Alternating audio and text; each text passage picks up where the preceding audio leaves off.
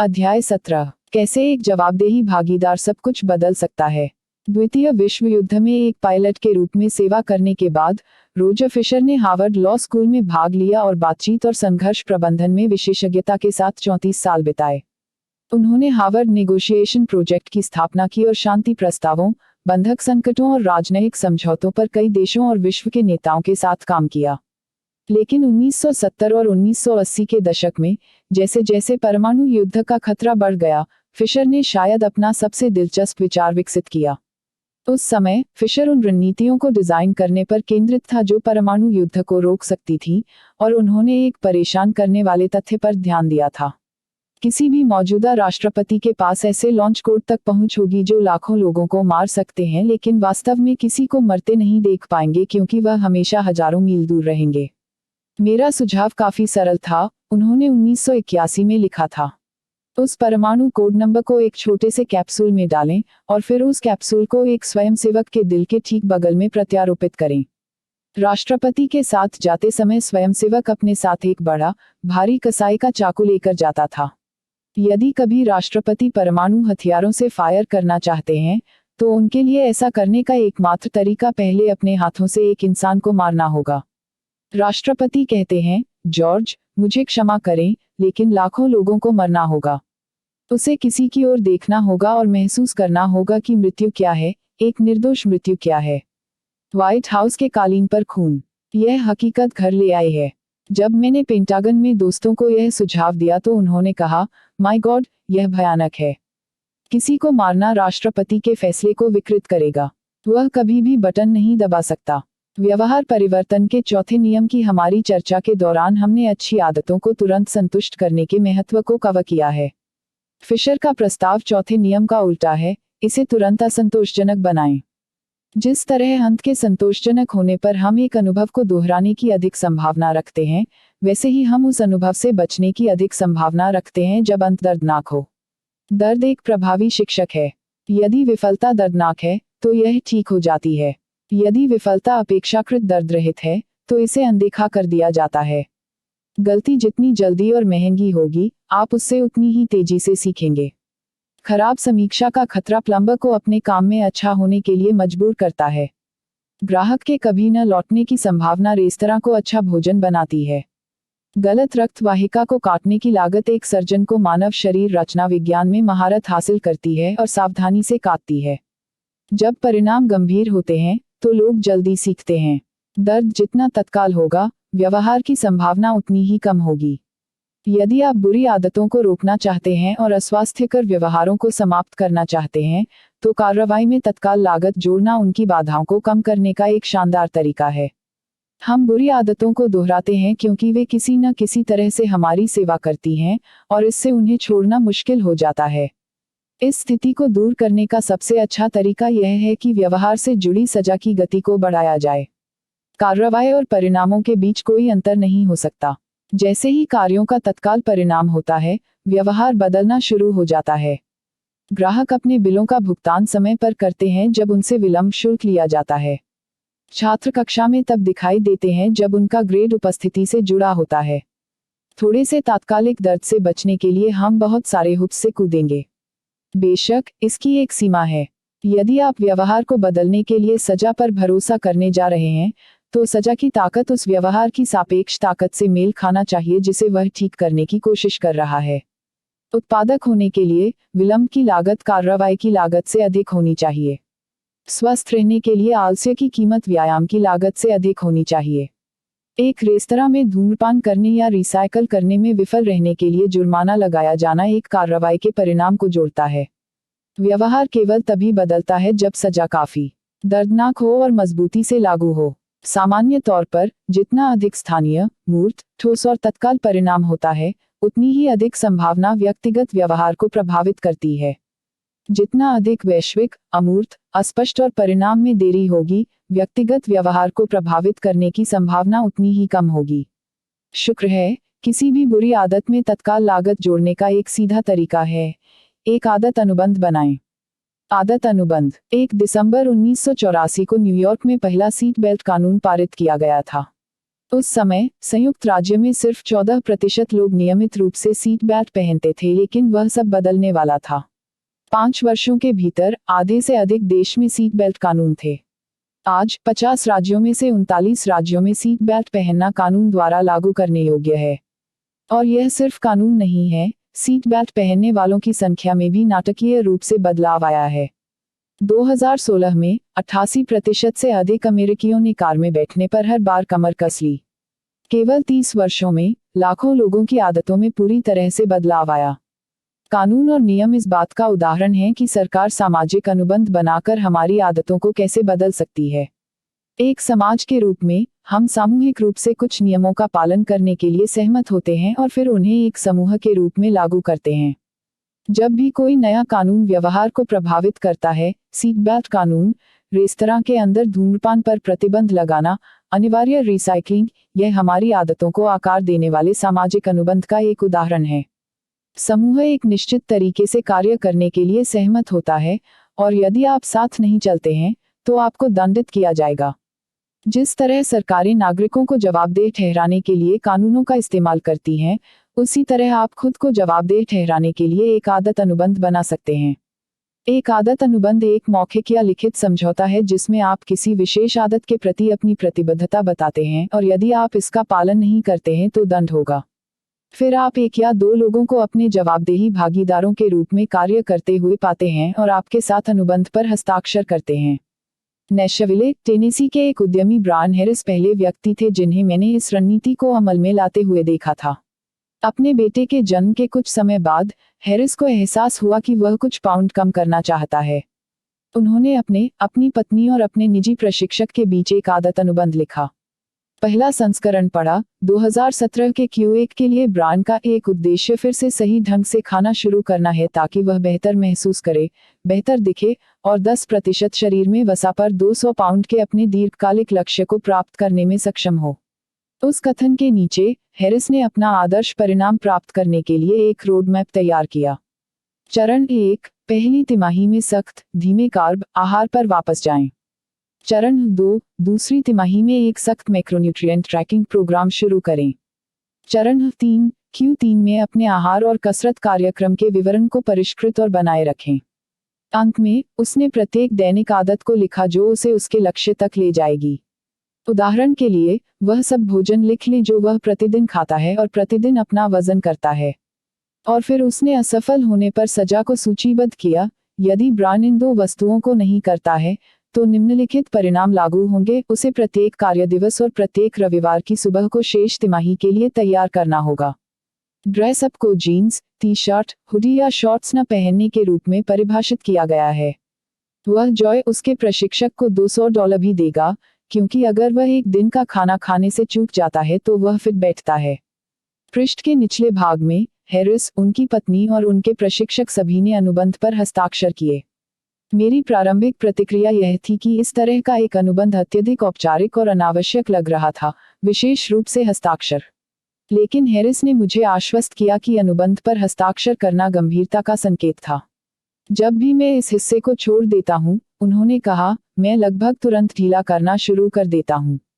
3 महीने बाद Q1 के लिए अपने लक्ष्यों को पूरा करने के बाद हैरिस ने अपने लक्ष्यों को उन्नत किया। दुष्परिणाम भी बढ़े। यदि वह अपने कार्बोहाइड्रेट और प्रोटीन लक्ष्य से चूक जाता है तो उसे अपने प्रशिक्षक को $100 का भुगतान करना पड़ता है।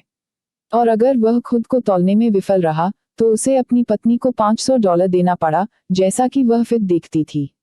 शायद सबसे दर्दनाक, अगर वह स्प्रिंट चलाना भूल गया तो उसे हर दिन काम के लिए तैयार होना पड़ा और बाकी क्वार्टर अपनी प्यारी ऑबन टीम के कड़वे प्रतिद्वंद्वी अल्बामा टोपी पहननी पड़ी। रणनीति काम कर गई। अपनी पत्नी और ट्रेनर के साथ जवाबदेही भागीदारों के रूप में काम करने और आदत अनुबंध के साथ यह स्पष्ट करते हुए कि प्रत्येक दिन क्या करना है, हैरिस ने अपना वजन कम किया। तारांकन, बुरी आदतों को असंतोषजनक बनाने के लिए आपका सबसे अच्छा विकल्प उन्हें पल भर में दर्दनाक बनाना है। आदत अनुबंध बनाना ठीक वैसा ही करने का एक सीधा तरीका है।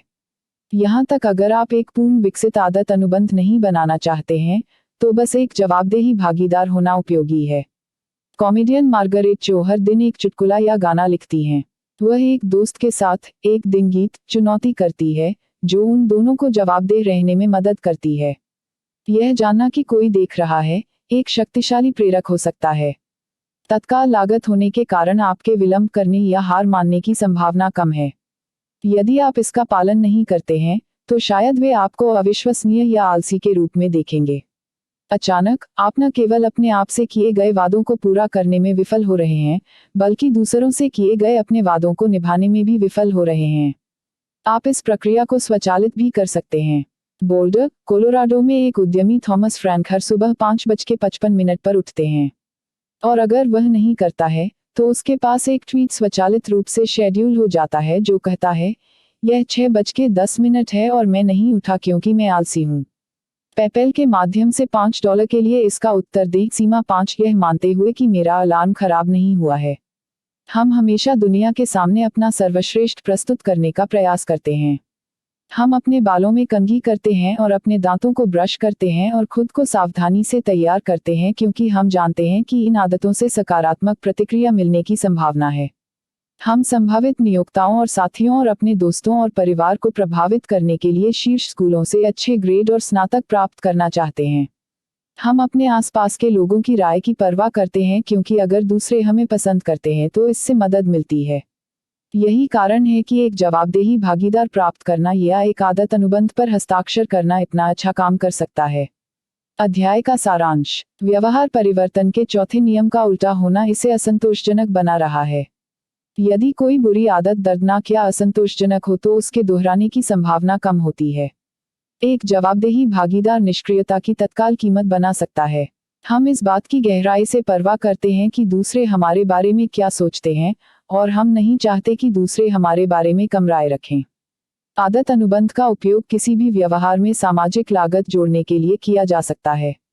यह आपके वादों के उल्लंघन की लागत को सार्वजनिक और दर्दनाक बनाता है। यह जानकर कि कोई और आपको देख रहा है, आप एक शक्तिशाली प्रेरक हो सकते हैं। एक अच्छी आदत कैसे बनाएं? पहला नियम, इसे स्पष्ट करें। 1.1 हैबिट स्कोर कार्ड भरें। उनके बारे में जागरूक होने के लिए अपनी वर्तमान आदतों को लिखें। 1.2 कार्यान्वयन के इरादों का उपयोग करें। मैं समय पर लोकेशन में व्यवहार करूंगा। 1.3 आदत स्टैकिंग का उपयोग करें। वर्तमान आदत के बाद मैं नई आदत करूंगा। 1.4 अपने परिवेश को डिजाइन करें। अच्छी आदतों के संकेतों को स्पष्ट और दृश्यमान बनाएं। दूसरा नियम, इसे आकर्षक बनाएं। 2.1 प्रलोभन बंडलिंग का प्रयोग करें।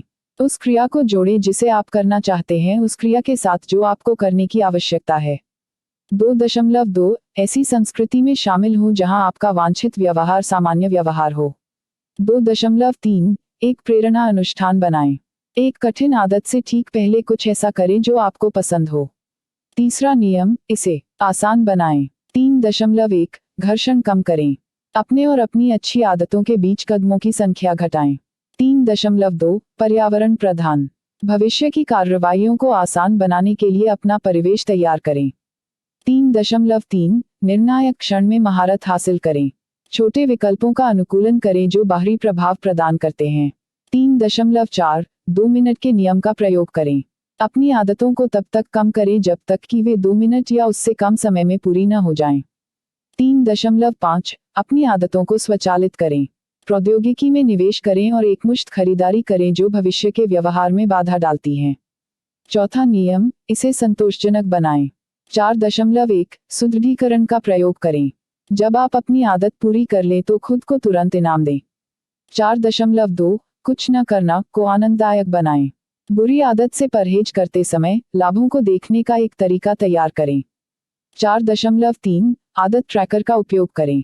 अपनी आदत की लकीर पर नजर रखें और श्रृंखला को न तोड़ें। 4.4 दो बार कभी न चूकें। जब आप कोई आदत करना भूल जाते हैं तो सुनिश्चित करें कि आप तुरंत ट्रैक पर वापस आ जाएं। एक बुरी आदत कैसे छोड़ें? पहले कानून का उल्टा, इसे अदृश्य बनाएं। 1.5 एक्सपोजर कम करें। अपनी बुरी आदतों के संकेतों को अपने परिवेश से हटा दें। दूसरे कानून का उल्टा, इसे अनाकर्षक बनाएं। 2.4 अपनी मानसिकता को फिर से व्यवस्थित करें। अपनी बुरी आदतों से बचने के लाभों पर प्रकाश डालें। तीसरे नियम का उल्टा, इसे कठिन बनाएं। 3.6 घर्षण बढ़ाएं। अपने और अपनी बुरी आदतों के बीच कदमों की संख्या बढ़ाएं। 3.7 एक प्रतिबद्धता डिवाइस का प्रयोग करें। अपने भविष्य के विकल्पों को उन लोगों तक सीमित रखें जो आपको लाभान्वित करते हैं। चौथे कानून का उल्टा, इसे असंतोषजनक बनाएं। 4.5 एक जवाबदेही भागीदार प्राप्त करें। किसी से अपने व्यवहार को देखने के लिए कहें। 4.6 एक आदत अनुबंध बनाएं।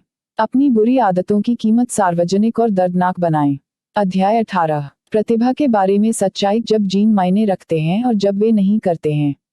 कई लोग माइकल फेल्प्स से परिचित हैं, जिन्हें व्यापक रूप से इतिहास के महानतम एथलीटों में से एक माना जाता है। फेल्प्स ने न केवल किसी तैराक से अधिक ओलंपिक पदक जीते हैं, बल्कि किसी भी खेल में किसी भी ओलंपियन से भी अधिक पदक जीते हैं। हिचमेल गुएरोज का नाम कम ही लोग जानते हैं, लेकिन वह अपने आप में एक शानदार एथलीट थे। एल गेरोज एक मोरक्कन धावक है जिसके पास 2 ओलंपिक स्वर्ण पदक हैं और वह अब तक के सबसे महान मध्यम दूरी के धावकों में से एक है। कई वर्षों तक उन्होंने मील, 1500 मीटर और 2000 मीटर दौड़ में विश्व रिकॉर्ड अपने नाम किया। 2004 में ग्रीस के एथेंस में ओलंपिक खेलों में उन्होंने 1500 मीटर और 5000 मीटर दौड़ में स्वर्ण पदक जीता। ये दोनों एथलीट कई मायनों में बेतहाशा अलग हैं। शुरुआत में एक ने जमीन पर और दूसरे ने पानी में प्रतिस्पर्धा की, लेकिन सबसे विशेष रूप से वे ऊंचाई में काफी भिन्न होते हैं। एल गुएरोज 5 फीट 9 इंच लंबा है। फेल्प्स 6 फीट 4 इंच लंबा है। ऊंचाई में इस 7 इंच के अंतर के बावजूद दोनों पुरुष एक तरह से समान हैं। माइकल फेल्प्स और हिचमेल गुएरोज ने अपनी पैंट पर एक ही लंबाई की इनसीम पहनी है। यह कैसे हो सकता है? फेल्प्स के पास अपनी ऊंचाई के लिए अपेक्षाकृत छोटे पैर हैं और एक बहुत लंबा धड़ है, जो तैराकी के लिए एकदम सही है। एल गेरोज में अविश्वसनीय रूप से लंबे पैर और एक छोटा ऊपरी शरीर है, जो दूरी चलने के लिए एक आदर्श फ्रेम है। अब कल्पना कीजिए कि क्या इन विश्व स्तरीय एथलीटों को खेल बदलना चाहिए। उनके उल्लेखनीय एथलेटिकवाद को देखते हुए, क्या माइकल फेल्प्स पर्याप्त प्रशिक्षण के साथ ओलंपिक कैलिबर डिस्टेंस रनर बन सकते हैं? यह संभावना नहीं है। चरम फिटनेस पर फेल्प्स का वजन 194 पाउंड था, जो एल गुएरोज की तुलना में 40% भारी है, जिन्होंने अल्ट्रालाइट 138 पाउंड में प्रतिस्पर्धा की थी। लंबे धावक भारी धावक होते हैं, और जब दूरी दौड़ने की बात आती है तो हर अतिरिक्त पाउंड एक अभिशाप होता है। कुलीन प्रतियोगिता के खिलाफ फेल्प्स शुरू से ही बर्बाद हो जाएगा। इसी तरह एल गुएरोज इतिहास के सर्वश्रेष्ठ धावकों में से एक हो सकता है, लेकिन यह संदेह है कि वह कभी भी तैराक के रूप में ओलंपिक के लिए क्वालिफाई करेगा। 1976 से पुरुषों की 1500 मीटर दौड़ में ओलंपिक स्वर्ण पदक विजेताओं की औसत ऊंचाई 5 फीट 10 इंच है। इसकी तुलना में पुरुषों की 100 मीटर फ्रीस्टाइल तैराकी में ओलंपिक स्वर्ण पदक विजेताओं की औसत ऊंचाई 6 फीट 4 इंच है। तैराक लंबे होते हैं और लंबी पीठ और हाथ होते हैं, जो पानी के माध्यम से खींचने के लिए आदर्श होते हैं। पूल को छूने से पहले एल गुएरोज को गंभीर नुकसान होगा। अपनी सफलता की संभावना को अधिकतम करने का रहस्य प्रतिस्पर्धा के सही क्षेत्र का चयन करना है। यह आदत बदलने के साथ ही उतना ही सच है जितना कि खेल और व्यवसाय के साथ। आदतें प्रदर्शन करने में आसान होती हैं, और जब वे आपके प्राकृतिक झुकाव और क्षमताओं के साथ संरेखित होती हैं, तो उनके साथ रहना अधिक संतोषजनक होता है। पूल में माइकल फेल्प्स या ट्रैक पर हिचमेल गुएरोज की तरह, आप एक ऐसा खेल खेलना चाहते हैं जहां ऑड्स आपके पक्ष में हो। इस रणनीति को अपनाने के लिए सरल सत्य की स्वीकृति की आवश्यकता होती है कि लोग विभिन्न क्षमताओं के साथ पैदा होते हैं। कुछ लोग इस तथ्य पर चर्चा करना पसंद नहीं करते हैं। सतह पर आपके जीन स्थिर प्रतीत होते हैं, और उन चीजों के बारे में बात करने में कोई मजा नहीं है जिन्हें आप नियंत्रित नहीं कर सकते। साथ ही जैविक नियतत्ववाद जैसे वाक्यांशों से ऐसा लगता है कि कुछ व्यक्ति सफलता के लिए किस्मत में हैं और अन्य विफलता के लिए बर्बाद हैं। लेकिन यह व्यवहार पर जीन के प्रभाव का एक अदूरदर्शी दृष्टिकोण है। आनुवंशिकी की ताकत भी उनकी कमजोरी है। जीन को आसानी से नहीं बदला जा सकता है, जिसका अर्थ है कि वे अनुकूल परिस्थितियों में एक शक्तिशाली लाभ और प्रतिकूल परिस्थितियों में एक गंभीर नुकसान प्रदान करते हैं। यदि आप बास्केटबॉल को डुबोना चाहते हैं, तो 7 फीट लंबा होना बहुत उपयोगी है। अगर आप जिम्नास्टिक रूटीन करना चाहते हैं, तो 7 फीट लंबा होना एक बड़ी बाधा है। हमारा पर्यावरण हमारे जीन की उपयुक्तता और हमारी प्राकृतिक प्रतिभा की उपयोगिता को निर्धारित करता है। जब हमारा परिवेश बदलता है, तो वही गुण करें जो सफलता निर्धारित करते हैं। यह न केवल शारीरिक विशेषताओं के लिए बल्कि मानसिक लोगों के लिए भी सही है। यदि आप मुझसे आदतों और मानवीय व्यवहार के बारे में पूछे तो मैं स्मार्ट हूँ। जब बुनाई, रॉकेट प्रणोदन या गिटार कॉर्ड की बात आती है तो इतना अधिक नहीं होता है। योग्यता संदर्भ पर अत्यधिक निर्भर है। किसी भी प्रतिस्पर्धी क्षेत्र में शीर्ष पर रहने वाले लोग न केवल अच्छी तरह से प्रशिक्षित होते हैं, बल्कि वे कार्य के लिए भी उपयुक्त होते हैं।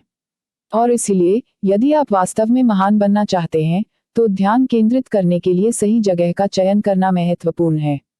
संक्षेप में, जीन आपके भाग्य का निर्धारण नहीं करते हैं। वे आपके अवसर के क्षेत्रों को निर्धारित करते हैं। जैसा कि चिकित्सक गैबर मीट ने नोट किया है, जीन पूर्व निर्धारित कर सकते हैं, लेकिन वे पूर्व निर्धारित नहीं करते हैं। जिन क्षेत्रों में आप आनुवंशिक रूप से सफलता के लिए पूर्व निर्धारित हैं, वे ऐसे क्षेत्र हैं जहां आदतों के संतोषजनक होने की अधिक संभावना है। कुंजी उन क्षेत्रों की ओर अपने प्रयास को निर्देशित करना है जो आपकी क्षमता के साथ आपकी महत्वाकांक्षा को संरेखित करने के लिए आपको उत्साहित करते हैं और आपके प्राकृतिक कौशल से मेल खाते हैं।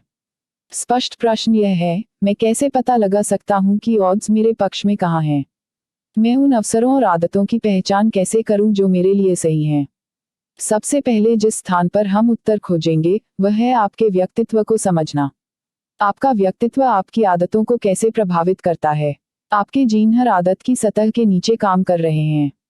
दरअसल, हर व्यवहार की सतह के नीचे। यह दिखाया गया है कि जीन आपके द्वारा टीवी देखने में बिताए गए घंटों से लेकर आपकी शादी या तलाक की संभावना से लेकर ड्रग्स, शराब या निकोटीन के आदी होने की आपकी प्रवृत्ति तक सब कुछ प्रभावित करते हैं। अधिकार का सामना करते समय आप कितने आज्ञाकारी या विद्रोही हैं, तनावपूर्ण घटनाओं के प्रति आप कितने संवेदनशील या प्रतिरोधी हैं, आप कितने सक्रिय या प्रतिक्रियाशील हैं, और यहाँ तक एक संगीत कार्यक्रम में भाग लेने जैसे संवेदी अनुभवों के दौरान आप कितने मोहित या ऊब गए हैं, इसके लिए एक मजबूत आनुवंशिक घटक है। जैसा कि लंदन में किंग्स कॉलेज के एक व्यवहार आनुवंशिकीविद रॉबर्ट प्लोमिन ने मुझे बताया, अब यह उस बिंदु पर है जहां हमने यह देखने के लिए परीक्षण करना बंद कर दिया है कि क्या लक्षणों में आनुवंशिक घटक है, क्योंकि हम सचमुच एक भी ऐसा नहीं ढूंढ सकते हैं जो नहीं है हमारे जीन से प्रभावित। उद्धरण चिन्ह, एक साथ बंडल आनुवंशिक लक्षणों का आपका अनूठा समूह आपको एक विशेष व्यक्तित्व के लिए प्रेरित करता है। आपका व्यक्तित्व विशेषताओं का समुच्चय है जो एक स्थिति से दूसरी स्थिति के अनुरूप होता है। व्यक्तित्व लक्षणों का सबसे सिद्ध वैज्ञानिक विश्लेषण बिग 5 के रूप में जाना जाता है, जो उन्हें व्यवहार के 5 स्पेक्ट्रम में तोड़ देता है। 1. अनुभव के लिए खुलापन, एक तरफ जिज्ञासु और आविष्कारशील से लेकर दूसरे छोर तक सतर्क और सुसंगत। 2. कर्तव्य निष्ठा, सहज और सहज के लिए संगठित और कुशल। 3. बहिर्मुखता, निवर्तमान और ऊर्जावान से एकांत और आरक्षित, आप शायद उन्हें बहिर्मुखी बनाम अंतर्मुखी के रूप में जानते हैं। 4. सहमतता, चुनौतीपूर्ण और अलग होने के लिए अनुकूल और दयालु। 5. न्यूरोटिसिज्म, आत्मविश्वास, शांत और स्थिर के प्रति चिंतित और संवेदनशील। सभी 5 विशेषताओं में जैविक आधार हैं। उदाहरण के लिए, बहिर्मुखता को जन्म से ही ट्रैक किया जा सकता है। यदि नर्सिंग वार्ड में वैज्ञानिक जोर से शोर करते हैं, तो कुछ बच्चे उसकी ओर मुड़ जाते हैं जबकि अन्य दूर हो जाते हैं। जब शोधकर्ताओं ने इन बच्चों को जीवन भर ट्रैक किया, तो उन्होंने पाया कि जो बच्चे शोर की ओर मुड़े, उनके बड़े होने के बहिर्मुखी होने की संभावना अधिक थी। जो लोग पीछे हट गए, उनके अंतर्मुखी बनने की संभावना अधिक थी। जो लोग सहमत होने में उच्च होते हैं वे दयालु, विचारशील और गर्म होते हैं। उनके पास उच्च प्राकृतिक ऑक्सीटोसिन का स्तर भी होता है, एक हार्मोन जो सामाजिक बंधन में महत्वपूर्ण भूमिका निभाता है, विश्वास की भावनाओं को बढ़ाता है और एक प्राकृतिक अवसादरोधी के रूप में कार्य कर सकता है। आप आसानी से कल्पना कर सकते हैं कि अधिक ऑक्सीटोसिन वाला कोई व्यक्ति धन्यवाद नोट्स लिखने या सामाजिक कार्यक्रमों का आयोजन करने जैसी आदतों का निर्माण करने के लिए कैसे इच्छुक हो सकता है। तीसरे उदाहरण के रूप में, विक्षिप्तता पर विचार करें, जो एक व्यक्तित्व विशेषता है जो सभी लोगों के पास विभिन्न डिग्री के होते हैं। जो लोग विक्षिप्तता में उच्च होते हैं वे दूसरों की तुलना में अधिक चिंतित और चिंतित होते हैं। इस विशेषता को अमिग्डाला की अतिसंवेदनशीलता से जोड़ा गया है, मस्तिष्क का वह हिस्सा जो खतरों को नोटिस करने के लिए जिम्मेदार है। दूसरे शब्दों में, जो लोग अपने वातावरण में नकारात्मक संकेतों के प्रति अधिक संवेदनशील होते हैं, उनके विक्षिप्तता में उच्च स्कोर करने की संभावना अधिक होती है। हमारी आदतें न केवल हमारे व्यक्तित्व से निर्धारित होती हैं, बल्कि इसमें कोई शक नहीं कि हमारे जीन हमें एक निश्चित दिशा में ले जाते हैं। हमारी गहरी प्राथमिकताएं कुछ लोगों के लिए दूसरों की तुलना में कुछ व्यवहारों को आसान बनाती हैं। आपको इन मतभेदों के लिए माफी मांगने या उनके लिए दोषी महसूस करने की जरूरत नहीं है, लेकिन आपको उनके साथ काम करना होगा। एक व्यक्ति जो कर्तव्यनिष्ठा पर कम अंक प्राप्त करता है, उदाहरण के लिए, स्वभाव से व्यवस्थित होने की संभावना कम होगी और अच्छी आदतों के साथ रहने के लिए पर्यावरण डिजाइन पर अधिक भरोसा करने की आवश्यकता हो सकती है। हमारे बीच कम ईमानदार पाठकों के लिए एक अनुस्मारक के रूप में, पर्यावरण डिजाइन एक रणनीति है जिसकी हमने अध्याय 6 और 12 में चर्चा की है। मुख्य बात यह है कि आपको ऐसी आदतें बनानी चाहिए जो आपके व्यक्तित्व के लिए काम करें। तारांकन लोग बॉडी बिल्डर की तरह वर्कआउट करते हुए फट सकते हैं, लेकिन अगर आप रॉक क्लाइंबिंग या साइकिलिंग या रोइंग पसंद करते हैं, तो अपनी रुचि के अनुसार अपनी व्यायाम की आदत को आकार दें। अगर आपका दोस्त लो कार्ब डाइट फॉलो करता है लेकिन आप पाते हैं कि लो फैट आपके लिए काम करता है, तो आपके लिए और ताकत है। यदि आप और अधिक पढ़ना चाहते हैं, तो यदि आप गैर कथाओं पर भाव से भरे रोमांस उपन्यास पसंद करते हैं तो शर्मिंदा न हो। आपको जो अच्छा लगे उसे पढ़ें। तारांकन आपको उन आदतों को बनाने की जरूरत नहीं है जो हर कोई आपको बनाने के लिए कहता है। वह आदत चुनें जो आपको सबसे अच्छी लगे, न कि वह जो सबसे लोकप्रिय हो। हर आदत का एक संस्करण होता है जो आपको खुशी और संतुष्टि दे सकता है। इसे खोजें। अगर वे चिपकते जा रहे हैं तो आदतें सुखद होनी चाहिए। यह चौथे कानून के पीछे मूल विचार है। अपनी आदतों को अपने व्यक्तित्व के अनुरूप बनाना एक अच्छी शुरुआत है, लेकिन यह कहानी का अंत नहीं है। आइए अपना ध्यान उन स्थितियों को खोजने और डिजाइन करने की ओर लगाएं जहां आप स्वाभाविक रूप से लाभ में हों। एक गेम कैसे खोजें जहां बाधाएं आपके पक्ष में हों। प्रेरणा बनाए रखने और सफल महसूस करने के लिए एक ऐसा खेल खेलना सीखना महत्वपूर्ण है जहां संभावनाएं आपके पक्ष में हों। सिद्धांत रूप में, आप लगभग किसी भी चीज का आनंद ले सकते हैं। व्यवहार में, आप उन चीजों का आनंद लेने की अधिक संभावना रखते हैं जो आपके पास आसानी से आती हैं। जो लोग किसी विशेष क्षेत्र में प्रतिभाशाली होते हैं, वे उस कार्य में अधिक सक्षम होते हैं और फिर एक अच्छा काम करने के लिए उनकी प्रशंसा की जाती है। वे सक्रिय रहते हैं क्योंकि वे प्रगति कर रहे हैं जहां अन्य विफल हो गए हैं, और क्योंकि उन्हें बेहतर वेतन और बड़े अवसरों से पुरस्कृत किया जाता है, जो न केवल उन्हें खुश करता है बल्कि उन्हें उच्च गुणवत्ता वाले काम का उत्पादन करने के लिए भी प्रेरित करता है। यह एक पुण्य चक्र है। सही आदत चुनें और प्रगति आसान है। गलत आदत चुनें और जीवन एक संघर्ष है। आप सही आदत कैसे चुनते हैं? पहला कदम कुछ ऐसा है जिसे हमने तीसरे नियम में शामिल किया है, इसे आसान बनाएं।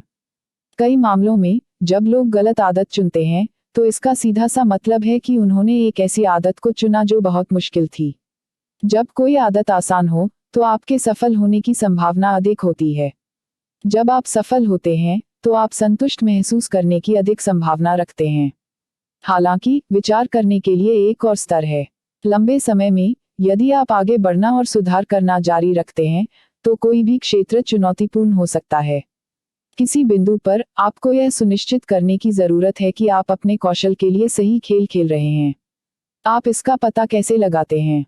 सबसे आम तरीका परीक्षण और त्रुटि है। बेशक, इस रणनीति में एक समस्या है, जीवन छोटा है। आपके पास हर करियर को आजमाने, हर योग्य स्नातक को डेट करने या हर संगीत वाद्य यंत्र बजाने का समय नहीं है। शुक्र है, इस पहेली को प्रबंधित करने का एक प्रभावी तरीका है, और इसे एक्सप्लोइटेशन व्यापार बंद के रूप में जाना जाता है। एक नई गतिविधि की शुरुआत में अन्वेषण की अवधि होनी चाहिए। रिश्तों में इसे डेटिंग कहते हैं। कॉलेज में इसे लिबरल आर्ट्स कहा जाता है। व्यवसाय में इसे विभाजित परीक्षण कहा जाता है। लक्ष्य कई संभावनाओं को आजमाना, विचारों की एक विस्तृत श्रृंखला पर शोध करना और एक विस्तृत जाल डालना है। अन्वेषण की इस प्रारंभिक अवधि के बाद, अपना ध्यान उस सर्वोत्तम समाधान पर केंद्रित करें जो आपको मिला है, लेकिन कभी कभी प्रयोग करते रहें। उचित संतुलन इस बात पर निर्भर करता है कि आप जीत रहे हैं या हार रहे हैं। यदि आप वर्तमान में जीत रहे हैं, तो आप शोषण करते हैं, शोषण करते हैं, शोषण करते हैं। यदि आप वर्तमान में खो रहे हैं, तो आप अन्वेषण अन्वेषण अन्वेषण करना जारी रखते हैं। दीर्घावधि में संभवतः उस रणनीति पर काम करना सबसे प्रभावी है जो लगभग 80 से 90% समय में सर्वोत्तम परिणाम देती है और शेष 10 से 20% के साथ खोज जारी रखती है। गूगल प्रसिद्ध रूप से कर्मचारियों को उनकी आधिकारिक नौकरी पर 80% और उनकी पसंद की परियोजनाओं पर 20% खर्च करने के लिए कहता है, जिसके कारण एडवर्ड्स और जीमेल जैसे ब्लॉकबस्टर उत्पादों का निर्माण हुआ है। इष्टतम दृष्टिकोण इस बात पर भी निर्भर करता है कि आपके पास कितना समय है। यदि आपके पास बहुत समय है, जैसे कोई अपने करियर की शुरुआत में, यह तलाशने के लिए और अधिक समझ में आता है क्योंकि एक बार जब आपको सही चीज मिल जाती है, तब भी आपके पास इसका फायदा उठाने के लिए काफी समय होता है। यदि आप पर समय के लिए दबाव डाला जाता है, जैसे कि आप किसी परियोजना के लिए समय सीमा पर आते हैं, तो आपको अब तक मिले सबसे अच्छे समाधान को लागू करना चाहिए और कुछ परिणाम प्राप्त करने चाहिए। जैसा कि आप विभिन्न विकल्पों का पता लगाते हैं, ऐसे कई प्रश्न हैं जो आप अपने आप से उन आदतों और क्षेत्रों पर लगातार संकीर्ण होने के लिए कह सकते हैं जो आपके लिए सबसे अधिक संतोषजनक होंगे। ऐसा क्या है जो मुझे मजेदार लगता है, लेकिन दूसरों के लिए काम करता है?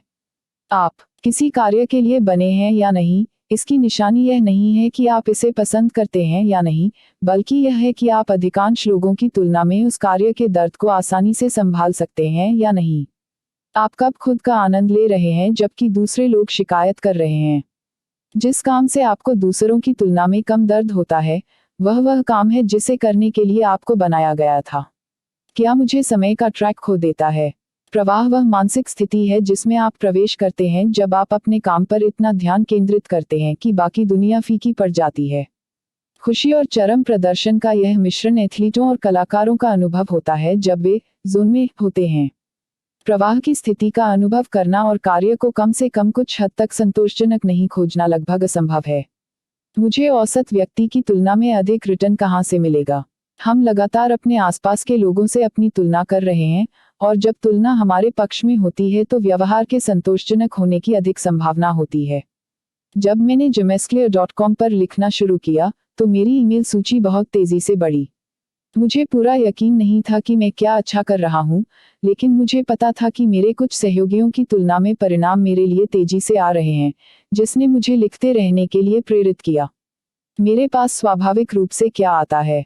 बस एक पल के लिए, जो आपको सिखाया गया है उसे अनदेखा करें। समाज ने आपको जो बताया है उसे अनदेखा करें। इस बात पर ध्यान न दें कि दूसरे आपसे क्या उम्मीद करते हैं। अपने अंदर देखें और पूछें, मुझे क्या स्वाभाविक लगता है? मैंने कब जीवित महसूस किया है? मैंने कब खुद को असली जैसा महसूस किया है? कोई आंतरिक निर्णय या लोगों को प्रसन्न करने वाला नहीं। कोई दूसरा अनुमान या आत्मा आलोचना नहीं। केवल जुड़ाव और आनंद की भावनाएं। जब भी आप प्रामाणिक और वास्तविक महसूस करते हैं, आप सही दिशा में जा रहे हैं। सच कहूं तो, इस प्रक्रिया में से कुछ सिर्फ किस्मत है।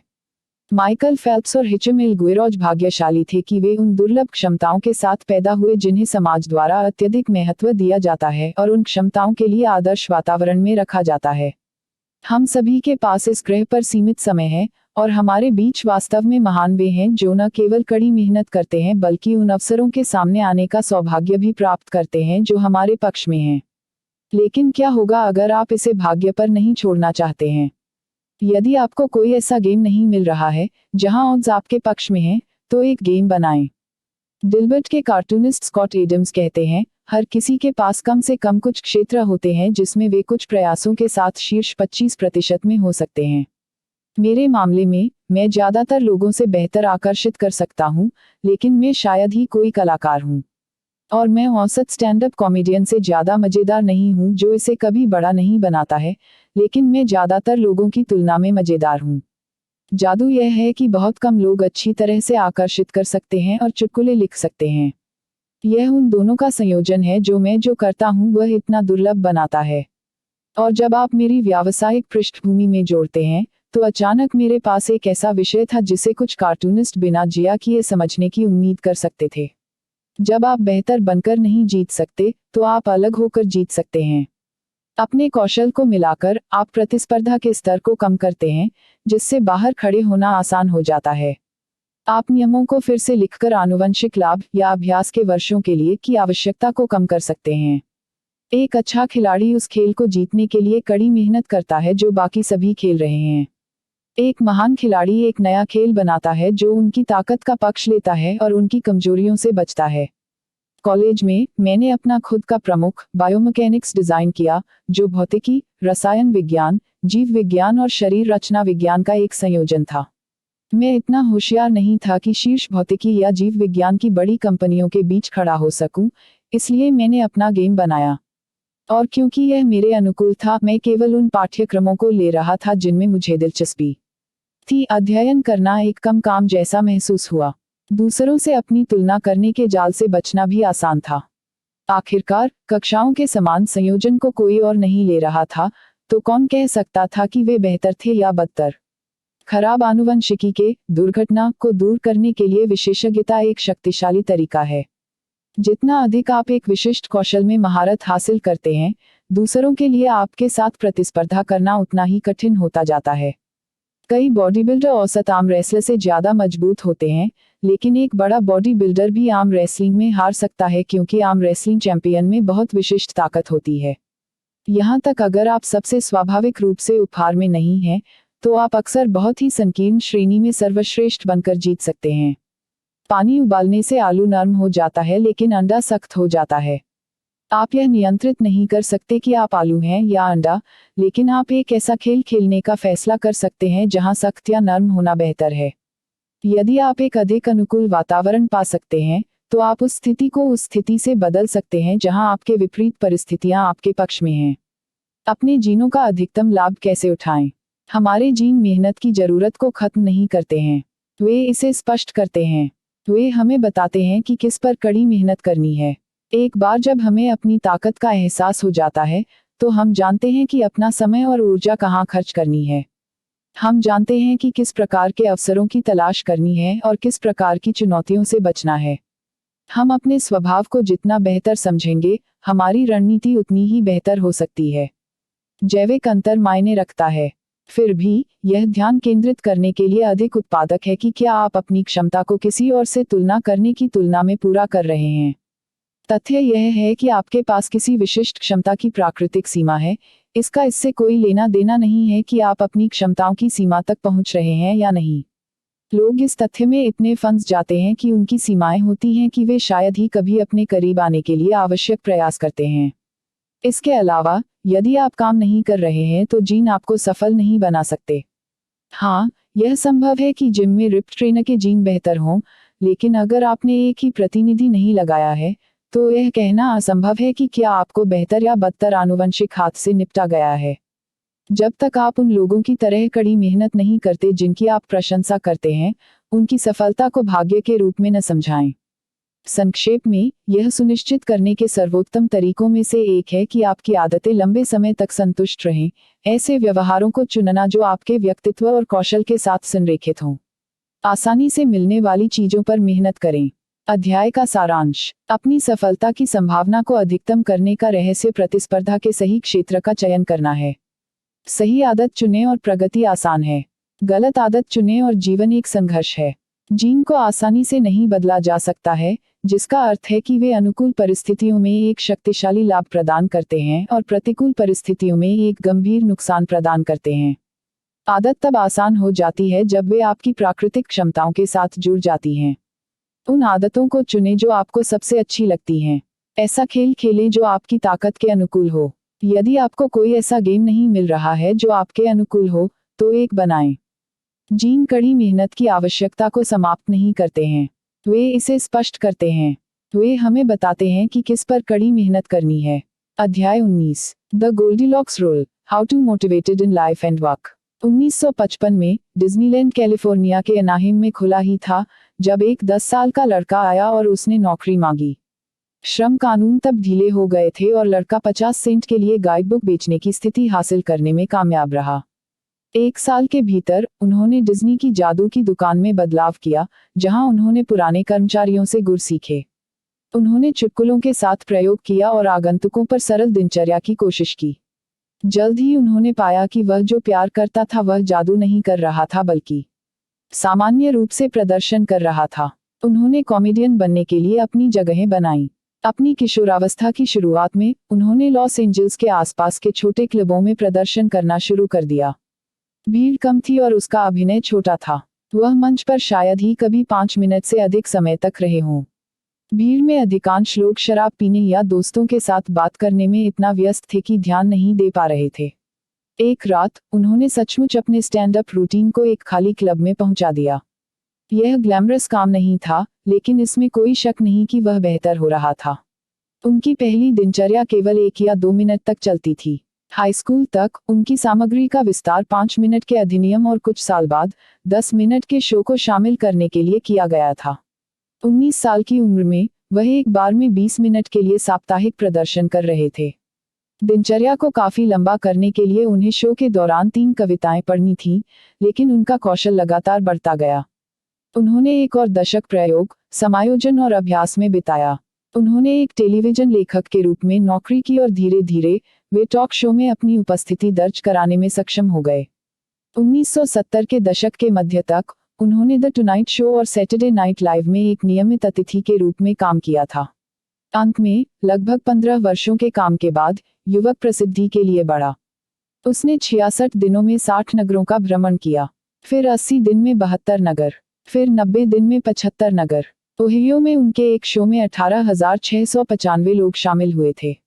न्यूयॉर्क में उनके 3 दिवसीय शो के लिए और 45,000 टिकट बेचे गए। वह अपनी शैली के शीर्ष पर पहुंचे और अपने समय के सबसे सफल हास्य कलाकारों में से एक बन गए। उसका नाम स्टीव मार्टिन है। मार्टिन की कहानी लंबे समय तक आदतों के साथ रहने के लिए एक आकर्षक परिप्रेक्ष्य प्रदान करती है। कॉमेडी डरपोक के लिए नहीं है। ऐसी स्थिति की कल्पना करना कठिन है जो मंच पर अकेले प्रदर्शन करने और एक भी हंसी पाने में विफल रहने की तुलना में अधिक लोगों के दिलों में डर पैदा करे। और फिर भी स्टीव मार्टिन को 18 साल तक हर हफ्ते इस डर का सामना करना पड़ा। उनके शब्दों में 10 साल सीखने में बिताए, 4 साल रिफाइनिंग में बिताए और 4 साल एक शानदार सफलता के रूप में। ऐसा क्यों है कि कुछ लोग, जैसे मार्टिन, अपनी आदतों से चिपके रहते हैं, चाहे चुटकुले का अभ्यास करना या कार्टून बनाना या गिटार बजाना, जबकि हम में से अधिकांश प्रेरित रहने के लिए संघर्ष करते हैं। हम उन आदतों को कैसे डिजाइन करते हैं जो हमें फीकी पड़ने के बजाय खींचती हैं? वैज्ञानिक इस प्रश्न का कई वर्षों से अध्ययन कर रहे हैं, जबकि अभी भी बहुत कुछ सीखना बाकी है। सबसे सुसंगत निष्कर्षों में से एक यह है कि प्रेरणा बनाए रखने और इच्छा के चरम स्तर को प्राप्त करने का तरीका बस प्रबंधनीय कठिनाई के कार्यों पर काम करना है। मानव मस्तिष्क एक चुनौती से प्यार करता है, लेकिन केवल तभी जब वह कठिनाई के इष्टतम क्षेत्र में हो। यदि आप टेनिस से प्यार करते हैं और 4 साल के बच्चे के खिलाफ एक गंभीर मैच खेलने की कोशिश करते हैं, तो आप जल्दी से ऊब जाएंगे। यह काफी आसान है, आप हर अंक जीतेंगे। इसके विपरीत, यदि आप रोजर फेडरर या सेरेना विलियम्स जैसे पेशेवर टेनिस खिलाड़ी के साथ खेलते हैं, तो आप जल्दी से प्रेरणा खो देंगे क्योंकि मैच बहुत कठिन है। अब किसी ऐसे व्यक्ति के खिलाफ टेनिस खेलने पर विचार करें जो आपके बराबर हो। जैसे जैसे खेल आगे बढ़ता है, आप कुछ अंक जीतते हैं और आप कुछ खो देते हैं। आपके पास जीतने का एक अच्छा मौका है, लेकिन केवल तभी जब आप वास्तव में प्रयास करें। आपका ध्यान कम हो जाता है, ध्यान भंग हो जाता है और आप अपने आप को उस कार्य में पूरी तरह से निवेशित पाते हैं। यह सिर्फ प्रबंधनीय कठिनाई की चुनौती है और यह गोल्डीलॉक्स नियम का एक प्रमुख उदाहरण है। गोल्डीलॉक्स नियम में कहा गया है कि मनुष्य अपनी वर्तमान क्षमताओं के किनारे पर काम करने वाले कार्यों पर काम करते समय चरम प्रेरणा का अनुभव करते हैं। बहुत कठोर नहीं, बहुत आसान नहीं है, बस सही। गोल्डीलॉक्स नियम। चित्र 15। केवल प्रबंधनीय कठिनाई की चुनौती का सामना करने पर अधिकतम प्रेरणा मिलती है। मनोविज्ञान अनुसंधान में इसे यर्केस-डोडसन कानून के रूप में जाना जाता है, जो उत्तेजना के इष्टतम स्तर को ऊब और चिंता के बीच मध्य बिंदु के रूप में वर्णित करता है। मार्टिन का कॉमेडी करियर व्यवहार में गोल्डीलॉक्स नियम का एक उत्कृष्ट उदाहरण है। हर साल उन्होंने अपनी कॉमेडी दिनचर्या का विस्तार किया, लेकिन केवल 1 या 2 मिनट के लिए। वह हमेशा नई सामग्री जोड़ रहा था, लेकिन उसने कुछ चुटकुले भी रखे जो हंसने की गांठी थी। उसे प्रेरित रखने के लिए पर्याप्त जीत थी और उसे कड़ी मेहनत करने के लिए पर्याप्त गलतियां थीं। जब आप एक नई आदत शुरू कर रहे हों, तो व्यवहार को जितना संभव हो उतना आसान रखना महत्वपूर्ण है, ताकि आप परिस्थितियों के सही न होने पर भी इसके साथ बने रह सकें। यह एक विचार है जिसे हमने व्यवहार परिवर्तन के तीसरे नियम पर चर्चा करते हुए विस्तार से शामिल किया है। एक बार आदत स्थापित हो जाने के बाद छोटे तरीकों से आगे बढ़ना जारी रखना महत्वपूर्ण है। ये छोटे सुधार और नई चुनौतियां आपको जोड़े रखती हैं। और अगर आप गोल्डीलॉक्स जोन को ठीक से मारते हैं, तो आप एक प्रवाह अवस्था प्राप्त कर सकते हैं। तारांकन। एक प्रवाह राज्य क्षेत्र में होने का अनुभव है और पूरी तरह से एक गतिविधि में डूबा हुआ है। वैज्ञानिकों ने इस भावना को मापने की कोशिश की है। उन्होंने पाया कि प्रवाह की स्थिति प्राप्त करने के लिए एक कार्य आपकी वर्तमान क्षमता से लगभग 4% अधिक होना चाहिए। वास्तविक जीवन में इस तरह से किसी कार्रवाई की कठिनाई को मापना आमतौर पर संभव नहीं है, लेकिन गोल्डीलॉक्स नियम का मूल विचार बना हुआ है। केवल प्रबंधनीय कठिनाई की चुनौतियों पर काम करना आपकी क्षमता की परिधि पर कुछ प्रेरणा बनाए रखने के लिए महत्वपूर्ण लगता है। सुधार के लिए एक नाजुक संतुलन की आवश्यकता होती है। प्रेरित रहने के लिए पर्याप्त प्रगति करते हुए आपको नियमित रूप से चुनौतियों की खोज करने की आवश्यकता है जो आपको अपने किनारे पर धकेलती हैं। आकर्षक और संतोषजनक बने रहने के लिए व्यवहारों को नवीन बने रहने की आवश्यकता है। विविधता के बिना हम ऊब जाते हैं और आत्म सुधार की तलाश में बोरियत शायद सबसे बड़ा खलनायक है। जब आप अपने लक्ष्यों पर काम करते हुए ऊब जाते हैं तो कैसे केंद्रित रहें? मेरा बेसबॉल करियर समाप्त होने के बाद मैं एक नए खेल की तलाश में था। मैं एक भारोत्तोलन टीम में शामिल हुआ और एक दिन एक कुलीन कोच हमारे जिम में आया। उन्होंने अपने लंबे करियर के दौरान कुछ ओलंपियन सहित हजारों एथलीटों के साथ काम किया था। मैंने अपना परिचय दिया और हम सुधार की प्रक्रिया के बारे में बात करने लगे। सर्वश्रेष्ठ एथलीटों और बाकी सभी के बीच क्या अंतर है? मैंने पूछ लिया। वास्तव में सफल लोग क्या करते हैं जो अधिकांश नहीं करते हैं? उन्होंने उन कारकों का उल्लेख किया जिनकी आप अपेक्षा कर सकते हैं, आनुवंशिकी, भाग्य, प्रतिभा। लेकिन फिर उन्होंने कुछ ऐसा कहा जिसकी मैं उम्मीद नहीं कर रहा था। किसी बिंदु पर यह नीचे आता है कि हर दिन प्रशिक्षण की ऊब को कौन संभाल सकता है, वही लिफ्टों को बार बार कर रहा है। उनके जवाब ने मुझे चौंका दिया क्योंकि यह काम की नैतिकता के बारे में सोचने का एक अलग तरीका है। लोग अपने लक्ष्यों पर काम करने के लिए उन्नत होने की बात करते हैं। चाहे वह व्यवसाय हो या खेल या कला, आप लोगों को यह कहते हुए सुनते हैं, यह सब जुनून में आता है या आपको वास्तव में यह चाहिए। नतीजतन, हम में से बहुत से लोग उदास हो जाते हैं जब हम अपना ध्यान या प्रेरणा खो देते हैं क्योंकि हम सोचते हैं कि सफल लोगों के पास जुनून का कुछ अथाह भंडार होता है। लेकिन यह कोच कह रहा था कि वास्तव में सफल लोगों को प्रेरणा की उतनी ही कमी महसूस होती है जितनी कि बाकी सभी को। अंतर यह है कि बोरियत की भावनाओं के बावजूद वे अभी भी दिखाने का एक तरीका ढूंढते हैं। महारत के लिए अभ्यास की आवश्यकता होती है, लेकिन जितना अधिक आप किसी चीज का अभ्यास करते हैं, वह उतना ही उबाऊ और नियमित होता जाता है। एक बार जब शुरुआती लाभ हो जाते हैं और हम सीखते हैं कि क्या उम्मीद करनी है, तो हमारी रुचि फीकी पड़ने लगती है। कभी कभी यह उससे भी तेज हो जाता है। आपको बस इतना करना है कि कुछ दिनों तक जिम जाना है या समय पर कुछ ब्लॉग पोस्ट प्रकाशित करना है और एक दिन को जाने देना ज्यादा अच्छा नहीं लगता है। सब कुछ अच्छा है। एक दिन की छुट्टी लेना तर्कसंगत बनाना आसान है क्योंकि आप एक अच्छी जगह पर हैं। सफलता के लिए सबसे बड़ा खतरा असफलता नहीं बल्कि ऊब है। हम आदतों से ऊब जाते हैं क्योंकि वे हमें प्रसन्न करना बंद कर देती हैं।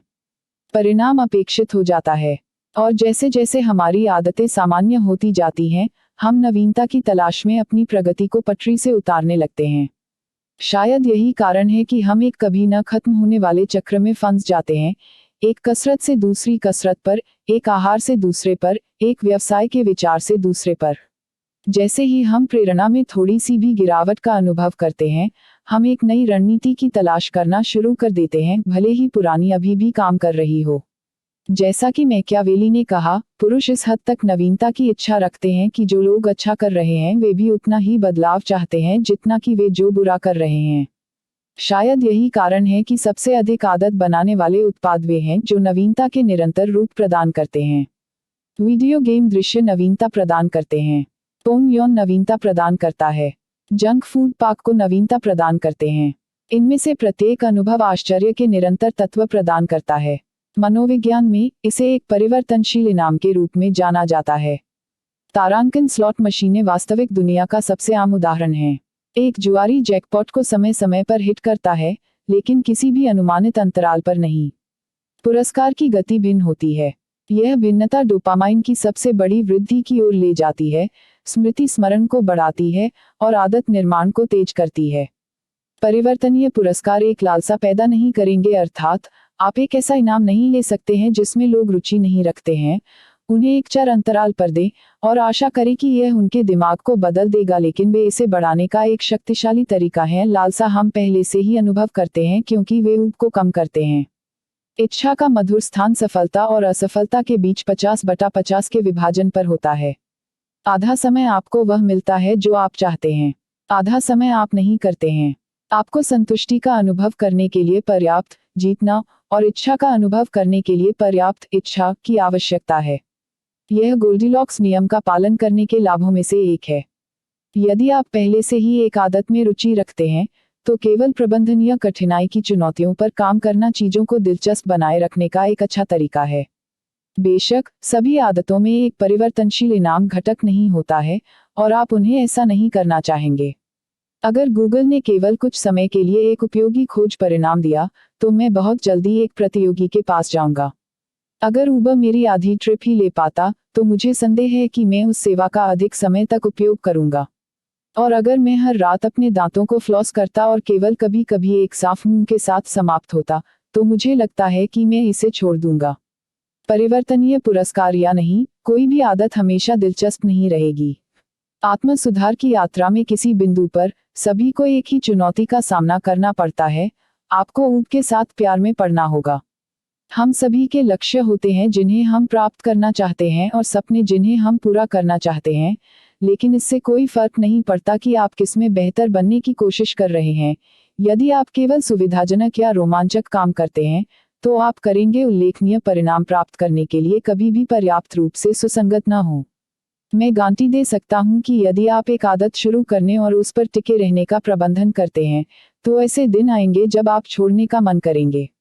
जब आप कोई व्यवसाय शुरू करते हैं, तो ऐसे दिन होंगे जब आपका दिखाने का मन नहीं करेगा। जब आप जिम में होते हैं, तो ऐसे सेट होते हैं जिन्हें पूरा करने का आपका मन नहीं करता है। जब लिखने का समय होगा, तो ऐसे दिन होंगे जब आपका टाइपिंग का मन नहीं करेगा। लेकिन जब यह कष्टप्रद या दर्दनाक या ऐसा करने के लिए थका देने वाला होता है, तो एक पेशेवर और एक शौकिया के बीच अंतर होता है। पेशेवर शेड्यूल से चिपके रहते हैं, इमेच्योर जीवन को रास्ते में आने देते हैं। पेशेवर जानते हैं कि उनके लिए क्या महत्वपूर्ण है और उद्देश्य के साथ इसके लिए काम करते हैं। शौकिया जीवन की तात्कालिकताओं से दूर हो जाते हैं। डेविड कैन, एक लेखक और ध्यान शिक्षक, अपने छात्रों को निष्पक्ष ध्यानी होने से बचने के लिए प्रोत्साहित करते हैं। इसी तरह, आप फेयर वेदर एथलीट या फेयर वेदर राइटर या फेयर वेदर कुछ भी नहीं बनना चाहते हैं। जब कोई आदत वास्तव में आपके लिए महत्वपूर्ण हो, तो आपको किसी भी मूड में उस पर टिके रहने के लिए तैयार रहना होगा। मूड ठीक न होने पर भी पेशेवर कार्रवाई करते हैं। वे इसका आनंद नहीं ले सकते हैं, लेकिन वे प्रतिनिधि को अंदर करने का एक तरीका ढूंढते हैं। ऐसे बहुत से सेट हैं जिन्हें पूरा करने का मेरा मन नहीं कर रहा था, लेकिन मुझे कसरत करने का कभी पछतावा नहीं हुआ। ऐसे बहुत से लेख हैं जो मुझे लिखने का मन नहीं कर रहा था, लेकिन मुझे कभी भी समय पर प्रकाशित होने का पछतावा नहीं हुआ। ऐसे कई दिन रहे हैं जब मैंने आराम करने का मन किया है, लेकिन मुझे कभी भी ऐसा कुछ दिखाने और काम करने का पछतावा नहीं हुआ जो मेरे लिए महत्वपूर्ण था। उत्कृष्ट बनने का एक ही तरीका है कि एक ही काम को बार बार करने से हमेशा के लिए मोहित हो जाए। आपको बोरियत से प्यार करना होगा।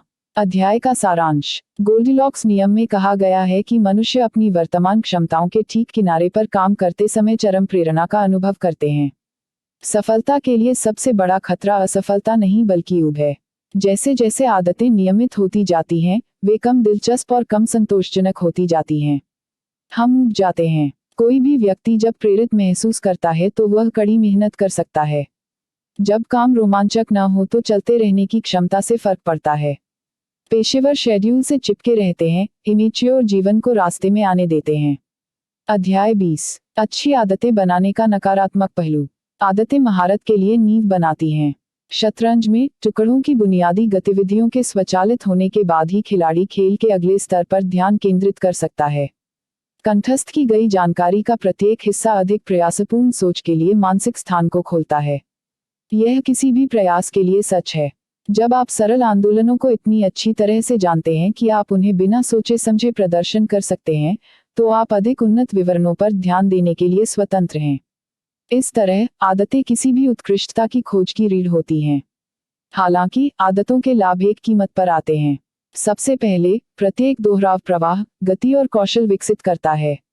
लेकिन फिर, जैसे जैसे आदत स्वचालित होती जाती है, आप प्रतिक्रिया के प्रति कम संवेदनशील होते जाते हैं। आप नासमझ दोहराव में पड़ जाते हैं। गलतियों को फिसलने देना आसान हो जाता है। जब आप इसे ऑटो पायलट पर काफी अच्छा कर सकते हैं, तो आप यह सोचना बंद कर देते हैं कि इसे बेहतर तरीके से कैसे किया जाए। आदतों का उल्टा यह है कि हम बिना सोचे समझे काम कर सकते हैं। आदतों का नकारात्मक पक्ष यह है कि आप चीजों को एक निश्चित तरीके से करने के अभ्यस्त हो जाते हैं और छोटी छोटी त्रुटियों पर ध्यान देना बंद कर देते हैं। आप मानते हैं कि आप बेहतर हो रहे हैं क्योंकि आप अनुभव प्राप्त कर रहे हैं। वास्तव में आप केवल अपनी वर्तमान आदतों को सुदृढ़ कर रहे हैं, उन्हें सुधार नहीं रहे हैं। वास्तव में कुछ शोधों से पता चला है कि एक बार कौशल में महारत हासिल करने के बाद आमतौर पर समय के साथ प्रदर्शन में थोड़ी गिरावट आती है। आमतौर पर प्रदर्शन में यह मामूली गिरावट चिंता का कारण नहीं है। आप कितनी अच्छी तरह अपने दांत ब्रश करते हैं या अपने जूते बांधते हैं या अपनी सुबह की चाय बनाते हैं, इसे लगातार सुधारने के लिए आपको एक प्रणाली की आवश्यकता नहीं है। इस तरह की आदतों के साथ काफी अच्छा आमतौर पर काफी अच्छा होता है। आप तुच्छ विकल्पों पर जितनी कम ऊर्जा खर्च करते हैं, उतना ही अधिक आप उस पर खर्च कर सकते हैं जो वास्तव में मायने रखता है। हालांकि जब आप अपनी क्षमता को अधिकतम करना चाहते हैं और प्रदर्शन के विशिष्ट स्तरों को प्राप्त करना चाहते हैं, तो आपको अधिक सूक्ष्म दृष्टिकोण की आवश्यकता होती है। आप एक ही चीज को आंख बंद करके नहीं दोहरा सकते हैं और असाधारण बनने की उम्मीद कर सकते हैं। आदतें आवश्यक हैं, लेकिन महारत के लिए पर्याप्त नहीं हैं। आपको जो चाहिए वह स्वचालित आदतों और जानबूझकर अभ्यास का संयोजन है। आदतें, जानबूझकर अभ्यास, महारत। महान बनने के लिए कुछ कौशलों को स्वचालित बनने की आवश्यकता होती है। बास्केटबॉल खिलाड़ियों को बिना सोचे समझे ड्रिबल करने में सक्षम होना चाहिए, इससे पहले कि वे अपने गैर हाथ से लेअप में महारत हासिल कर सकें। सर्जनों को पहले चीरे को इतनी बार दोहराने की आवश्यकता होती है कि वे इसे अपनी आंखें बंद करके कर सकें, ताकि वे सर्जरी के दौरान उत्पन्न होने वाले सैकड़ों चर पर ध्यान केंद्रित कर सकें। लेकिन एक आदत में महारत हासिल करने के बाद आपको काम के प्रयास वाले हिस्से पर लौटना होगा और अगली आदत का निर्माण शुरू करना होगा। महारत आपके ध्यान को सफलता के एक छोटे से तत्व तक सीमित करने की प्रक्रिया है। इसे तब तक दोहराते रहें जब तक कि आप कौशल को आंतरिक नहीं कर लेते, और फिर इस नई आदत का उपयोग अपने विकास की अगली सीमा तक आगे बढ़ने के लिए नींव के रूप में करते हैं। पुराने कार्य दूसरी बार आसान हो जाते हैं, लेकिन यह कुल मिलाकर आसान नहीं होता क्योंकि अब आप अपनी ऊर्जा अगली चुनौती में डाल रहे हैं। प्रत्येक आदत प्रदर्शन के अगले स्तर को खोलती है। यह एक अंतहीन चक्र है। एक आदत में महारत हासिल करना, एक क्षेत्र में महारत हासिल करना। चित्र 16 महारत की प्रक्रिया के लिए आवश्यक है कि आप एक दूसरे के ऊपर उत्तरोत्तर सुधार की परत चढ़ाएं। प्रत्येक आदत तब तक बनी रहे जब तक कि प्रदर्शन का एक नया स्तर नहीं पहुंच गया और कौशल की एक उच्च श्रेणी को आंतरिक नहीं किया गया। हालांकि आदतें शक्तिशाली हैं, आपको समय के साथ अपने प्रदर्शन के प्रति सचेत रहने का एक तरीका चाहिए, ताकि आप परिष्कृत और सुधार करना जारी रख सकें। यह ठीक उसी समय होता है जब आपको लगने लगता है कि आपने एक कौशल में महारत हासिल कर ली है, ठीक उसी समय जब चीजें अपने आप महसूस होने लगती हैं और आप सहज हो रहे होते हैं कि आपको शालीनता के जाल में फिसलने से बचना चाहिए। समाधान, प्रतिबिंब और समीक्षा के लिए एक प्रणाली स्थापित करें। अपनी आदतों की समीक्षा कैसे करें और समायोजन कैसे करें।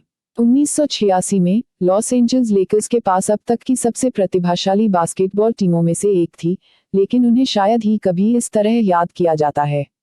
टीम ने 1985-1986 के NBA सीजन की शुरुआत 29-5 के आश्चर्यजनक रिकॉर्ड के साथ की।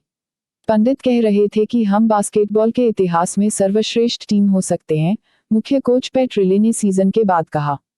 हैरानी की बात है कि लेकर्स ने 1986 के प्लेऑफ में ठोकर खाए और वेस्टर्न कॉन्फ्रेंस फाइनल में सीजन के अंत में हार का सामना करना पड़ा। बास्केटबॉल के इतिहास में सर्वश्रेष्ठ टीम NBA चैंपियनशिप के लिए भी नहीं खेली। उस झटके के बाद रिले यह सुनकर थक गया कि उसके खिलाड़ियों में कितनी प्रतिभा है और उसकी टीम ने कितना वादा किया है। वह प्रदर्शन में धीरे धीरे फीकी पड़ने के बाद चमक की चमक नहीं देखना चाहता था। वह चाहते थे कि लेकर्स रात के बाद अपनी क्षमता के अनुसार खेलें।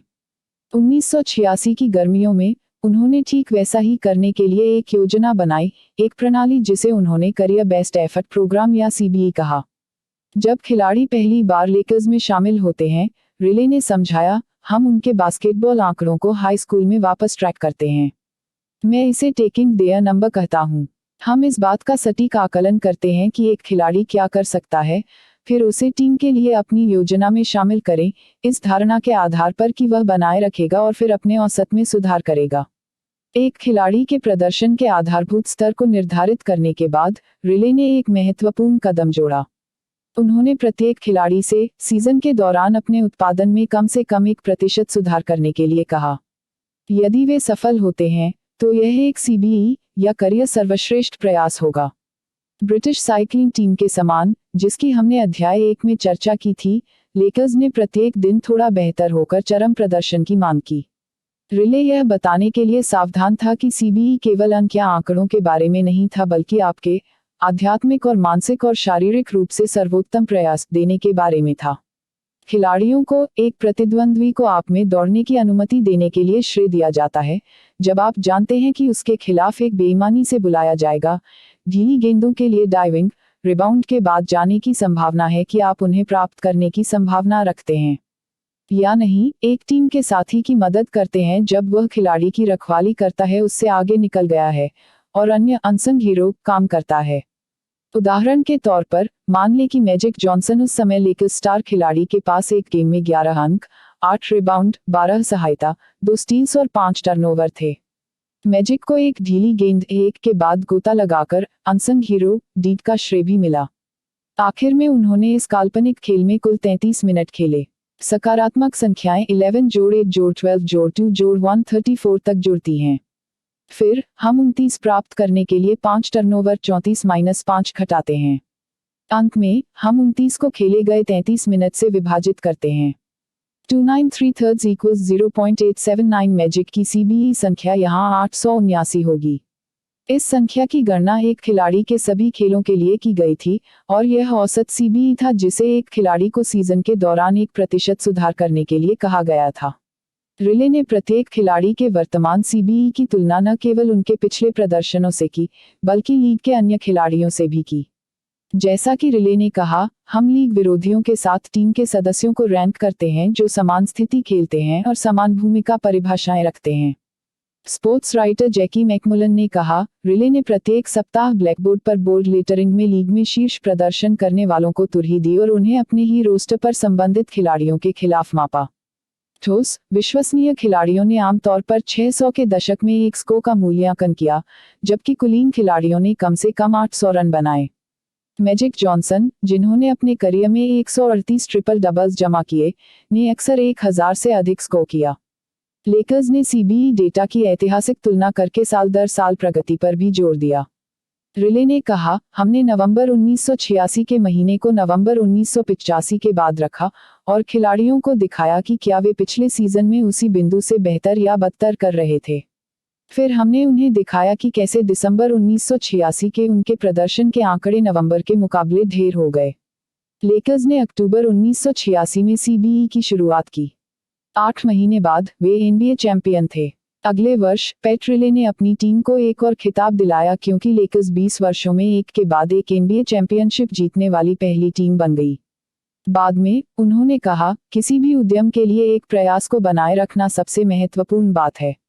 सफल होने का तरीका यह है कि चीजों को सही तरीके से करना सीखें, फिर उन्हें हर बार उसी तरह से करें। सीबीई कार्यक्रम प्रतिबिंब और समीक्षा की शक्ति का एक प्रमुख उदाहरण है। लेकर्स पहले से ही प्रतिभाशाली थे। सीबीई ने उनके पास जो कुछ भी था उसका अधिकतम लाभ उठाने में उनकी मदद की और सुनिश्चित किया कि उनकी आदतों में गिरावट के बजाय सुधार हुआ है। चिंतन और समीक्षा सभी आदतों के दीर्घकालिक सुधार को सक्षम बनाती है क्योंकि यह आपको अपनी गलतियों से अवगत कराती है और आपको सुधार के संभावित रास्तों पर विचार करने में मदद करती है। प्रतिबिंब के बिना हम बहाने बना सकते हैं, युक्तिसंगत बना सकते हैं और खुद से झूठ बोल सकते हैं। हमारे पास यह निर्धारित करने की कोई प्रक्रिया नहीं है कि हम कल की तुलना में बेहतर या खराब प्रदर्शन कर रहे हैं या नहीं। सभी क्षेत्रों में शीर्ष प्रदर्शन करने वाले विभिन्न प्रकार के प्रतिबिंब और समीक्षा में संलग्न होते हैं और यह प्रक्रिया जटिल नहीं होती है।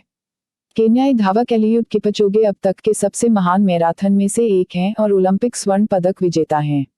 वह अभी भी हर अभ्यास के बाद नोट्स लेता है जिसमें वह दिन के लिए अपने प्रशिक्षण की समीक्षा करता है और उन क्षेत्रों की खोज करता है जिन्हें बेहतर बनाया जा सकता है। इसी तरह स्वर्ण पदक तैराक केटी लेडेकी ने अपने स्वास्थ्य को 1 से 10 के पैमाने पर रिकॉर्ड किया है और इसमें उनके पोषण और वह कितनी अच्छी तरह सोई हैं, इस पर नोट्स शामिल हैं। वह अन्य तैराकों द्वारा पोस्ट किए गए समय को भी रिकॉर्ड करती है। प्रत्येक सप्ताह के अंत में उसका कोच उसके नोट्स पर जाता है और अपने विचार जोड़ता है। यह सिर्फ एथलीट ही नहीं है। जब कॉमेडियन क्रिस रॉक ताज़ा सामग्री तैयार कर रहे हैं तो वह पहले दर्जनों बार छोटे नाइट क्लबों में दिखाई देंगे और सैकड़ों चुटकुलों का परीक्षण करेंगे। वह मंच पर एक नोटपैड लाता है और रिकॉर्ड करता है कि कौन सी चीजें अच्छी तरह से चलती हैं और जहां उसे समायोजन करने की आवश्यकता होती है। बची हुई कुछ हत्यारा रेखाएं उसके नए शो की रीढ़ बनेंगी। मैं उन अधिकारियों और निवेशकों के बारे में जानता हूं जो निर्णय पत्रिका रखते हैं जिसमें वे हर हफ्ते किए गए प्रमुख निर्णयों को रिकॉर्ड करते हैं, उन्होंने उन्हें क्यों बनाया और वे परिणाम क्या होने की उम्मीद करते हैं। वे हर महीने या साल के अंत में अपनी पसंद की समीक्षा करते हैं कि वे कहाँ सही थे और कहाँ गलत। तारांकन सुधार केवल सीखने की आदतों के बारे में नहीं है, यह उन्हें ठीक करने के बारे में भी है। चिंतन और समीक्षा यह सुनिश्चित करती है कि आप अपना समय सही चीजों पर व्यतीत करें और जब भी आवश्यक हो पाठ्यक्रम में सुधार करें, जैसे पैट रिले अपने खिलाड़ियों के प्रयास को रात के आधार पर समायोजित करना। यदि कोई आदत अप्रभावी हो जाती है तो आप उसका अभ्यास करते रहना नहीं चाहेंगे। व्यक्तिगत रूप से मैं प्रतिबिंब और समीक्षा के दो प्राथमिक तरीकों को नियोजित करता हूँ। प्रत्येक दिसंबर में मैं एक वार्षिक समीक्षा करता हूँ जिसमें मैं पिछले वर्ष को प्रतिबिंबित करता हूँ। मैंने कितने लेख प्रकाशित किए, मैंने कितने वर्कआउट किए, कितने नए स्थानों का दौरा किया और भी बहुत कुछ करके मैं वर्ष के लिए अपनी आदतों का मिलान करता हूँ। तारांकन फिर मैं 3 सवालों के जवाब देकर अपनी प्रगति या उसके अभाव पर विचार करता हूँ। 1. इस साल क्या अच्छा रहा? 2. इस साल क्या इतना अच्छा नहीं रहा? 3. मैंने क्या सीखा? 6 महीने बाद जब गर्मी शुरू हो जाती है मैं एक सत्यनिष्ठा रिपोर्ट का संचालन करता हूँ। हर किसी की तरह मैं भी बहुत सारी गलतियां करता हूँ। मेरी सत्यनिष्ठा रिपोर्ट मुझे यह महसूस करने में मदद करती है कि मैं कहाँ गलत हो गया और मुझे सही रास्ते पर लौटने के लिए प्रेरित करता है। मैं इसे अपने मूल मूल्यों पर फिर से विचार करने और विचार करने के लिए एक समय के रूप में उपयोग करता हूँ कि क्या मैं उनके अनुसार जी रहा हूँ। यह तब होता है जब मैं अपनी पहचान पर विचार करता हूँ और मैं किस प्रकार का व्यक्ति बनना चाहता हूँ। तारांकन मेरी वार्षिक सत्यनिष्ठा रिपोर्ट 3 प्रश्नों का उत्तर देती है। 1. मेरे जीवन और कार्य को चलाने वाले मूल मूल्य क्या हैं? 2. मैं अभी कैसे रह रहा हूँ और ईमानदारी के साथ काम कर रहा हूँ? 3. मैं भविष्य में एक उच्च मानक कैसे स्थापित कर सकता हूँ? इन 2 रिपोर्टों में बहुत अधिक समय नहीं लगता है, प्रति वर्ष केवल कुछ घंटे, लेकिन वे शोधन की महत्वपूर्ण अवधि हैं। वे उस क्रमिक स्लाइड को रोकते हैं जो तब होती है जब मैं पूरा ध्यान नहीं देता। वे मेरी वांछित पहचान पर फिर से विचार करने के लिए एक वार्षिक अनुस्मारक प्रदान करते हैं और विचार करते हैं कि मेरी आदतें मुझे उस प्रकार का व्यक्ति बनने में कैसे मदद कर रही हैं जो मैं बनना चाहता हूँ।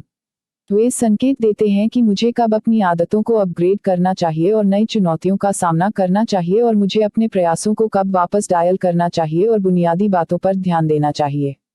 प्रतिबिंब परिप्रेक्ष्य की भावना भी ला सकता है। दैनिक आदतें शक्तिशाली होती हैं क्योंकि वे कैसे मिश्रित होती हैं, लेकिन हर दैनिक पसंद के बारे में बहुत अधिक चिंता करना 1 इंच दूर से खुद को आईने में देखने जैसा है। आप हर अपूर्णता को देख सकते हैं और बड़ी तस्वीर की दृष्टि खो सकते हैं। बहुत अधिक प्रतिक्रिया है। इसके विपरीत कभी भी अपनी आदतों की समीक्षा न करना आईने में न देखने जैसा है।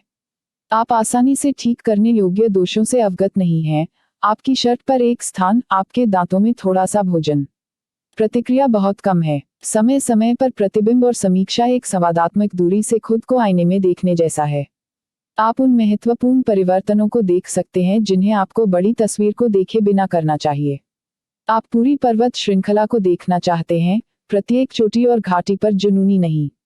अंत में प्रतिबिंब और समीक्षा व्यवहार परिवर्तन के सबसे महत्वपूर्ण पहलुओं में से एक को फिर से देखने के लिए एक आदर्श समय प्रदान करती है। पहचान। उन विश्वासों को कैसे तोड़ें जो आपको वापस पकड़ते हैं। शुरुआत में अपनी वांछित पहचान का प्रमाण बनाने के लिए एक आदत को दोहराना आवश्यक है।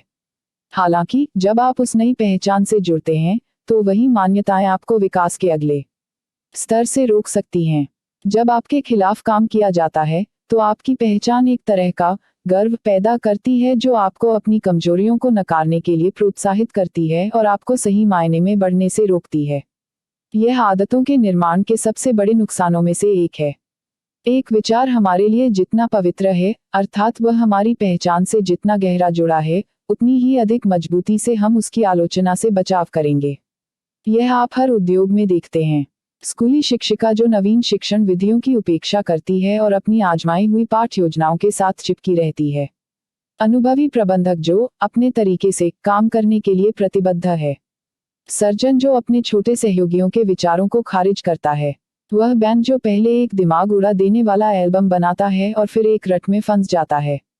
हम एक पहचान से जितने सख्त चिपके रहते हैं, उससे आगे बढ़ना उतना ही कठिन होता जाता है। एक उपाय यह है कि अपनी पहचान के किसी एक पहलू को आप कौन हैं इसका एक बड़ा हिस्सा बनाने से बचें।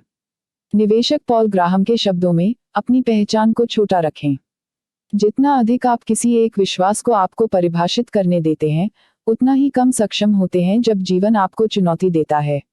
अगर आप पॉइंट गार्ड या फर्म में पार्टनर बनने में या किसी और चीज में सब कुछ बांध देते हैं, तो आपके जीवन के उस पहलू का नुकसान आपको बर्बाद कर देगा। यदि आप एक शाकाहारी हैं और फिर एक स्वास्थ्य स्थिति विकसित करते हैं जो आपको अपना आहार बदलने के लिए मजबूर करती है, तो आपके हाथों में एक पहचान संकट होगा। जब आप किसी एक पहचान से बहुत अधिक चिपके रहते हैं, तो आप भंगुर हो जाते हैं।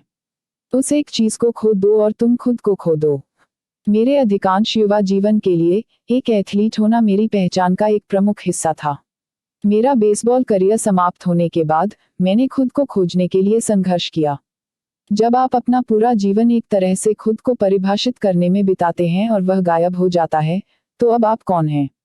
सैन्य दिग्गज और पूर्व उद्यमी समान भावनाओं की रिपोर्ट करते हैं।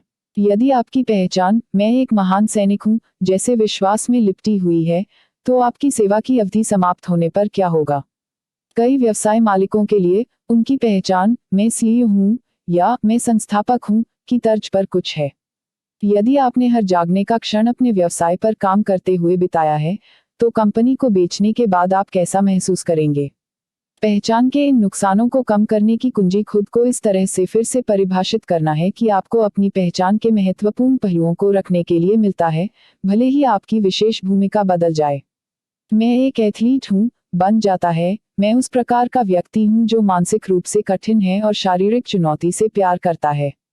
मैं एक महान सैनिक हूं, मैं उस प्रकार का व्यक्ति हूं जो एक टीम में अनुशासित, विश्वसनीय और महान है। मैं सीईओ हूं का अनुवाद, मैं उस प्रकार का व्यक्ति हूं जो चीजों को बनाता और बनाता है। जब प्रभावी ढंग से चुना जाता है, तो एक पहचान भंगुर होने के बजाय लचीली हो सकती है। जैसे पानी एक बाधा के आसपास बहता है, वैसे ही आपकी पहचान उनके खिलाफ नहीं बल्कि बदलती परिस्थितियों के साथ काम करती है। ताओ ते चिंग का निम्नलिखित उद्धरण विचारों को पूरी तरह से समाहित करता है। पुरुष कोमल और कोमल पैदा होते हैं, मृत वे कठोर और कठोर हैं। पौधे कोमल और कोमल पैदा होते हैं, मृत वे भंगुर और शुष्क हैं। इस प्रकार जो कठोर और अनम्य है वह मृत्यु का शिष्य है। जो कोमल और आज्ञाकारी है वह जीवन का शिष्य है। कठोर और कठोर टूट जाएगा, नर्म और कोमल प्रबल रहेगा। लाओ त्जू आदतें कई लाभ प्रदान करती हैं, लेकिन नकारात्मक पक्ष यह है कि वे हमें हमारे सोचने और अभिनय के पिछले पैटर्न में बंद कर सकते हैं, तब भी जब दुनिया हमारे चारों ओर घूम रही हो। सब कुछ अनित्य है, जीवन लगातार बदल रहा है, इसलिए आपको समय समय पर यह देखने की जरूरत है कि क्या आपकी पुरानी आदतें और विश्वास अभी भी आपकी सेवा कर रहे हैं। आत्म जागरूकता की कमी जहर है, प्रतिबिंब और समीक्षा मारक है। अध्याय सारांश आदतों का उल्टा यह है कि हम बिना सोचे समझे काम कर सकते हैं। नकारात्मक पक्ष यह है कि हम छोटी छोटी त्रुटियों पर ध्यान देना बंद कर देते हैं। आदतें जानबूझकर अभ्यास इक्वल्स महारत। चिंतन और समीक्षा एक ऐसी प्रक्रिया है जो आपको समय के साथ अपने प्रदर्शन के प्रति सचेत रहने की अनुमति देती है। हम किसी पहचान से जितना अधिक चिपके रहते हैं, उससे आगे बढ़ना उतना ही कठिन होता जाता है। निष्कर्ष, अंतिम परिणाम का रहस्य एक प्राचीन यूनानी दृष्टांत है जिसे सोराइट्स पैराडॉक्स के नाम से जाना जाता है, जो उस प्रभाव के बारे में बात करता है जब एक छोटी सी क्रिया पर्याप्त बार दोहराई जा सकती है। विरोधाभास का एक सूत्र इस प्रकार है, क्या एक सिक्का किसी व्यक्ति को अमीर बना सकता है? यदि आप किसी व्यक्ति को 10 सिक्कों का ढेर देते हैं, तो आप यह दावा नहीं करेंगे कि वह धनी है।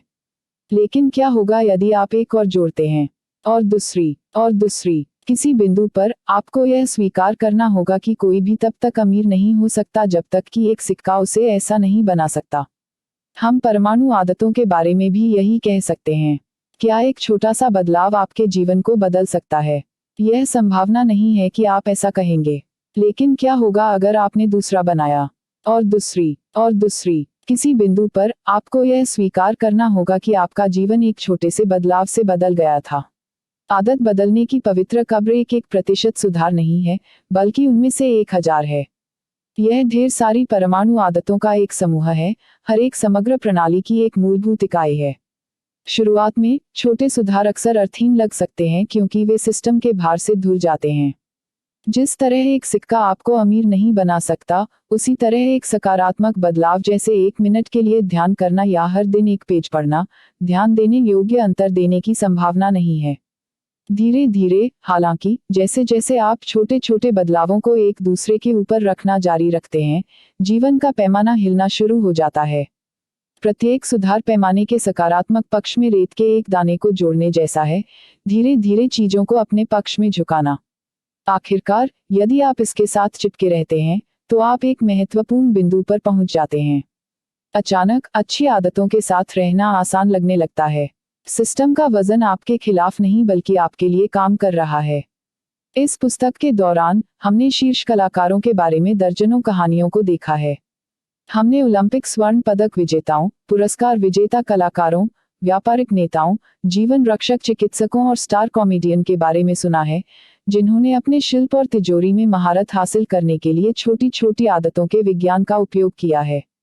हमने जिन लोगों, टीमों और कंपनियों को कवर किया है, उनमें से प्रत्येक ने अलग अलग परिस्थितियों का सामना किया है, लेकिन अंततः उसी तरह से प्रगति की है, छोटे, टिकाऊ, अविश्वसनीय सुधारों की प्रतिबद्धता के माध्यम से। सफलता हासिल करने का लक्ष्य या पार करने के लिए एक अंतिम रेखा नहीं है। यह सुधार करने की एक प्रणाली है, परिष्कृत करने की एक अंतहीन प्रक्रिया है। अध्याय 1 में मैंने कहा, यदि आपको अपनी आदतों को बदलने में परेशानी हो रही है, तो समस्या आप नहीं हैं। समस्या आपका सिस्टम है। बुरी आदतें खुद को बार बार दोहराती हैं, इसलिए नहीं कि आप बदलना नहीं चाहते हैं, बल्कि इसलिए कि आपके पास बदलाव की गलत व्यवस्था है। जैसे जैसे यह पुस्तक करीब आती है, मुझे आशा है कि इसके विपरीत सत्य है। व्यवहार परिवर्तन के 4 नियमों के साथ, आपके पास उपकरणों और रणनीतियों का एक सेट है जिसका उपयोग आप बेहतर सिस्टम बनाने और बेहतर आदतों को आकार देने के लिए कर सकते हैं।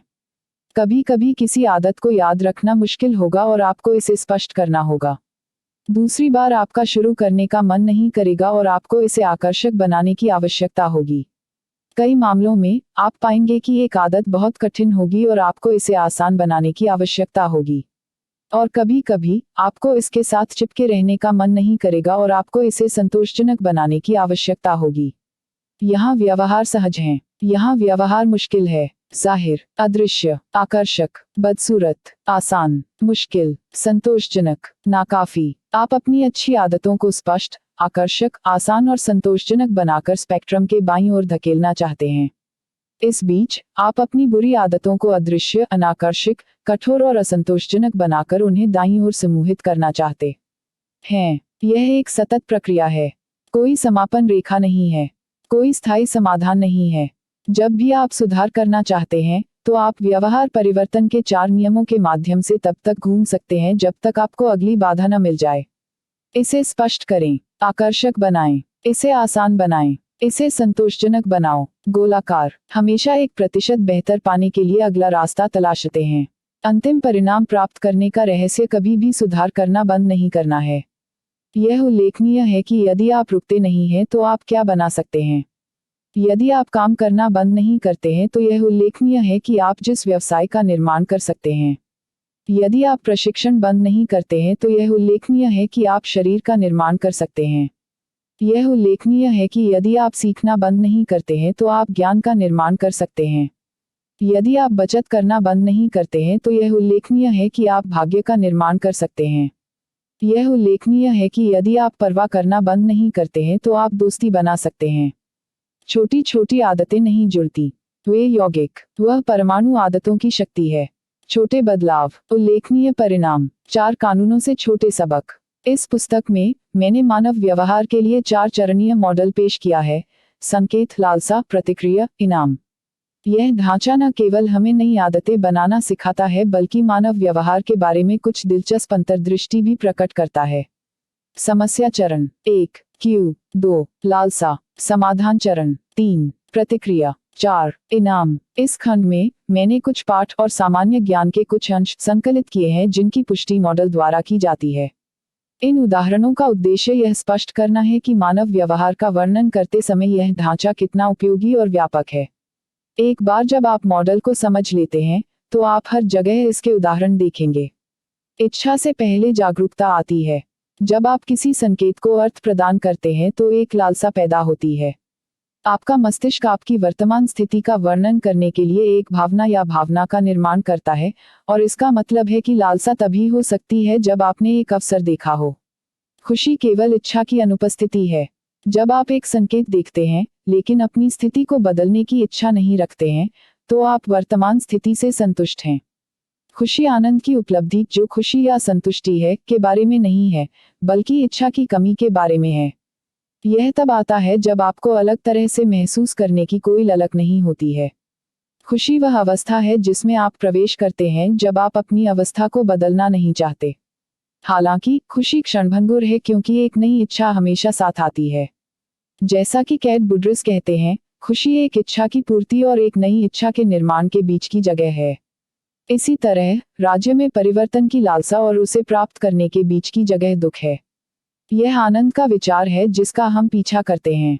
हम उस आनंद की छवि की तलाश करते हैं जो हम अपने मन में उत्पन्न करते हैं। क्रिया के समय हम नहीं जानते कि उस छवि को प्राप्त करना कैसा होगा, या भले ही वह हमें संतुष्ट करे। संतुष्टि की अनुभूति बाद में ही आती है। ऑस्ट्रियाई न्यूरोलॉजिस्ट विक्टर फ्रैंकल का यही मतलब था जब उन्होंने कहा कि खुशी का पीछा नहीं किया जा सकता है, यह सुनिश्चित होना चाहिए। इच्छा का पीछा किया जाता है। कर्म से सुख मिलता है। शांति तब आती है जब आप अपनी टिप्पणियों को समस्याओं में नहीं बदलते। किसी भी व्यवहार में पहला कदम अवलोकन है। आप एक संकेत, थोड़ी जानकारी, एक घटना देखते हैं। यदि आप जो देखते हैं उस पर कार्य करने की इच्छा नहीं रखते हैं, तो आप शांति में हैं। लालसा सब कुछ ठीक करने की इच्छा के बारे में है। लालसा के बिना अवलोकन यह एहसास है कि आपको कुछ भी ठीक करने की आवश्यकता नहीं है। आपकी इच्छाएं प्रचंड नहीं चल रही हैं। आप राज्य में बदलाव की लालसा नहीं रखते हैं। आपका दिमाग आपके हल करने के लिए कोई समस्या उत्पन्न नहीं करता है। आप बस देख रहे हैं और मौजूद हैं। काफी बड़े के साथ आप किसी भी तरह से कैसे दूर कर सकते हैं। जर्मन दार्शनिक और कवि फ्रेडरिक नीत्शे ने प्रसिद्ध रूप से लिखा है, जिसके पास जीने के लिए कारण है वह लगभग किसी भी तरह से सहन कर सकता है। यह वाक्यांश मानव व्यवहार के बारे में एक महत्वपूर्ण सच्चाई को दर्शाता है। यदि आपकी प्रेरणा और इच्छा काफी बड़ी है, अर्थात आप अभिनय क्यों कर रहे हैं, तो आप काफी कठिन होने पर भी कार्रवाई करेंगे। महान लालसा महान क्रिया को शक्ति प्रदान कर सकती है, तब भी जब घर्षण अधिक हो। जिज्ञासु होना होशियार होने से बेहतर है। प्रेरित और जिज्ञासु होना स्मार्ट होने से ज्यादा मायने रखता है क्योंकि यह कार्रवाई की ओर ले जाता है। स्मार्ट होना कभी भी अपने आप परिणाम नहीं देगा क्योंकि यह आपको कार्य करने के लिए नहीं प्रेरित करता है। यह इच्छा है, बुद्धि नहीं, जो व्यवहार को प्रेरित करती है।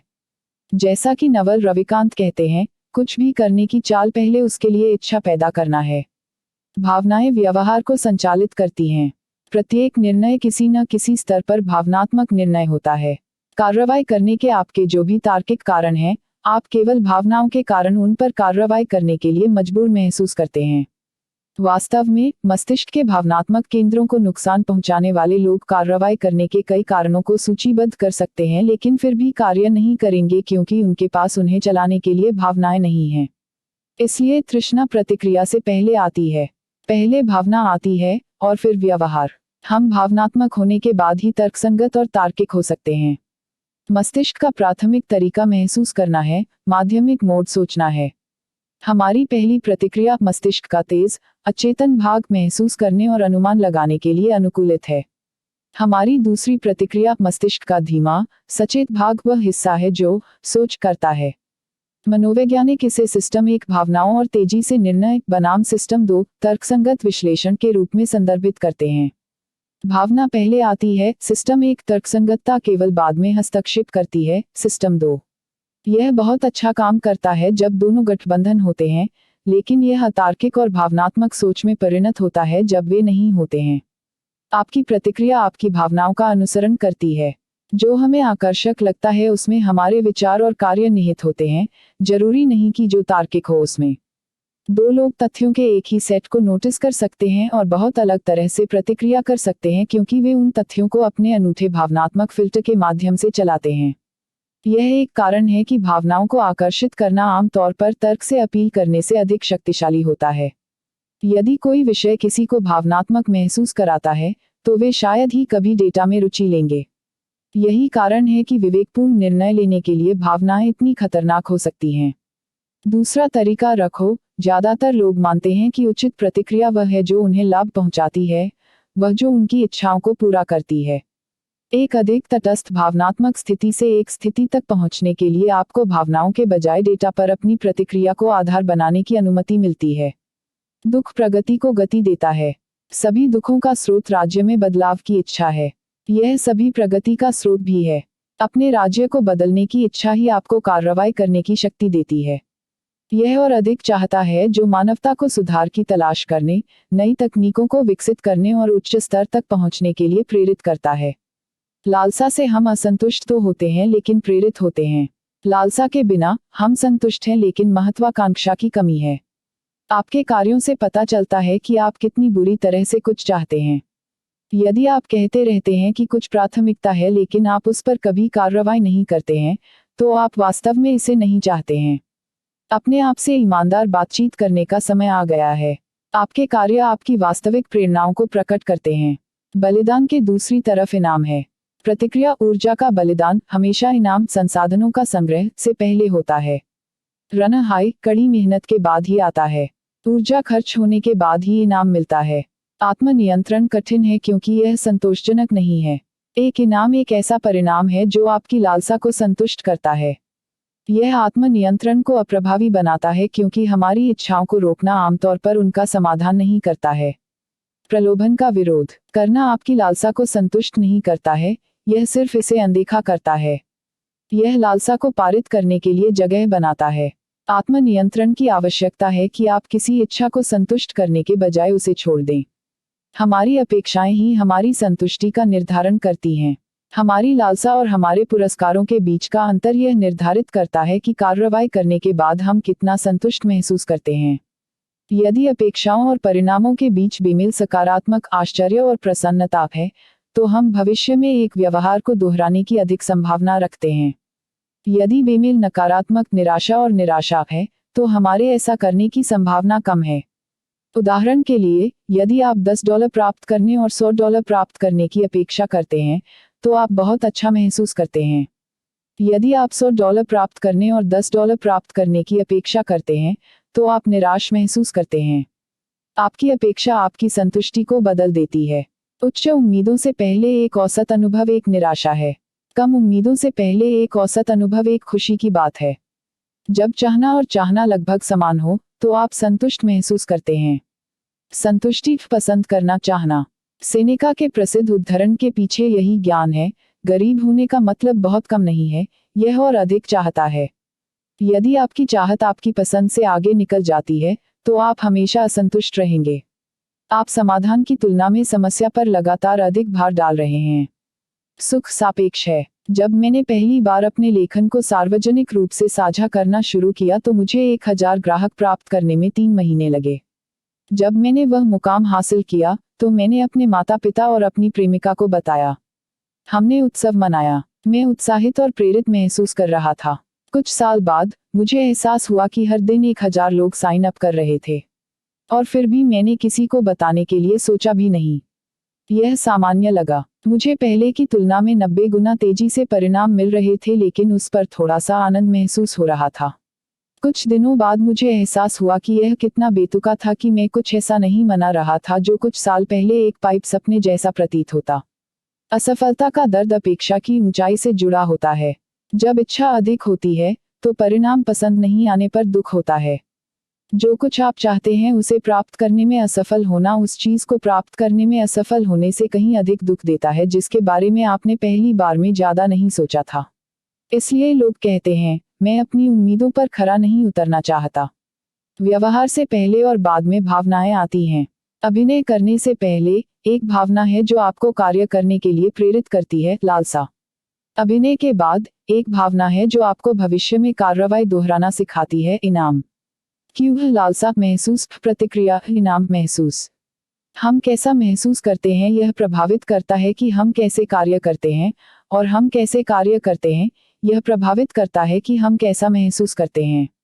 इच्छा शुरू होती है, आनंद रहता है। चाहना और पसंद करना व्यवहार के दो चालक हैं। यदि यह वांछनीय नहीं है तो आपके पास ऐसा करने का कोई कारण नहीं है। इच्छा और तृष्णा वे हैं जो एक व्यवहार की शुरुआत करते हैं। लेकिन अगर यह सुखद नहीं है तो आपके पास इसे दोहराने का कोई कारण नहीं है। आनंद और संतुष्टि ही एक व्यवहार को बनाए रखते हैं। प्रेरित महसूस करना आपको कार्य करने के लिए प्रेरित करता है। सफल महसूस करना आपको दोहराने के लिए मिलता है। आशा अनुभव के साथ घटती है और स्वीकृति द्वारा प्रतिस्थापित की जाती है। जब पहली बार कोई अवसर आता है तो आशा की जाती है कि क्या हो सकता है। आपकी अपेक्षा लालसा पूरी तरह से वादे पर आधारित है। दूसरी बार आपकी अपेक्षा वास्तविकता पर आधारित है।